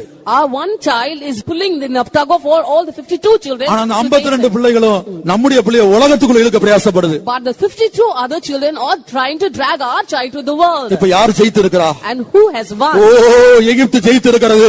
Egypt has won. உலகம் ஜெயித்திருக்கிறது. world has won. தேவன் வைராக்கியமாய் இறங்க வேண்டும். God has to come down. அன்றைக்கு பார்வோனை பார்த்து சொன்ன கர்த்தர், the Lord who spoke to Pharaoh the other day, பார்வோனை பார்த்து கட்டளையிட்ட கர்த்தர், the Lord who commanded to Pharaoh. கவனிங்க, Listen. நான் சொல்ல அப்படியே ஃபாலோ பண்ணுங்க. உங்க முழங்கால் ஜெபத்துல அதை ஃபாலோ பண்ணுங்க. Just follow what I say in your kneeling prayer. உங்களுடைய பிள்ளைகளுக்காக இப்ப முழங்கால்ல நிக்கிறீங்க. Now we are kneeling just for your children. உங்களுடைய பேர பிள்ளைகளுக்காக நிக்கிறீங்க. For your grandchildren. அதை ஃபாலோ பண்ணுங்க. Just follow me. அன்றைக்கு பார்வோனை பார்த்து ஆண்டவர் கெஞ்சவில்லை, கட்டளையிட்டார். The Lord did not beg unto Pharaoh, but he commanded him. என் சமூகத்துக்கு என் பிள்ளையை அனுப்பிவிடு. Let my children go to my presence. உங்களை எத்தனை பேர் வாஞ்சிக்கிறீர்கள்? How many of you like that? உங்கள் பிள்ளைகளை பார்த்து, looking unto your உங்கள் பிள்ளைகளை கட்டி வைத்திருக்க அந்த வல்லமைகளை பார்த்து, and looking into the past that has bound your children. நான் ஏற்கனவே சொன்னதுல வியாதி கூட கட்டி வைத்திருக்க அநேக தேவனுடைய பிள்ளைகள் வேத பாடக்கூட ஓடி வருவாங்க. I have already said that even sin has bound certain people who used to come to the presence of God running for the Bible studies. ஆனா இந்த எகிப்தின் வல்லமை அவங்களுக்கு வியாதியை கொடுத்து வியாதி படுக்கையில வைத்திருக்கிறது. But the power of Egypt has given them sickness and now they are in the sick bed. அந்த வல்லமையை பார்த்து கர்த்தர் பேச வேண்டும். And God has to speak to that power. என் பிள்ளையை வேத பாடக்கூடத்துக்கு அனுப்பிவிடு. Oh, send my children so that they may worship me. என் பிள்ளையை காத்துக்கூடத்துக்கு அனுப்பிவிடு. Send my children to the tarrying meeting. என் சமூகத்துக்கு அனுப்பிவிடு என்று கட்டளையிடுகிறேன். I am commanding you to send them to my presence. விடமாட்டேன் என்பாயாகில். And if you refuse to let them go, உன் சேஷ்ட புத்திரனை நான் சங்கரிப்பேன். I will slay your firstborn. இந்த வார்த்தையை நான் கர்த்தரை நோக்கி பரலோகத்தை நோக்கி ஆண்டவருக்கு நினைப்பூட்டுகிறேன். I am reminding this to the Lord and unto heaven. கர்த்தாவே என்னுடைய வாழ்க்கையிலும், Lord, in my life also, இந்த வார்த்தைகளை கேட்கிற யாவருடைய வாழ்க்கையிலும், all in the life of all the people who heard this, இதே கட்டளையை எங்களை அடிமைப்படுத்தியிருக்கிற வல்லமைகளை பார்த்து நீர் கட்டளையிடத்தான் வேண்டும். the same commandment should be told by you to the past that has bound us.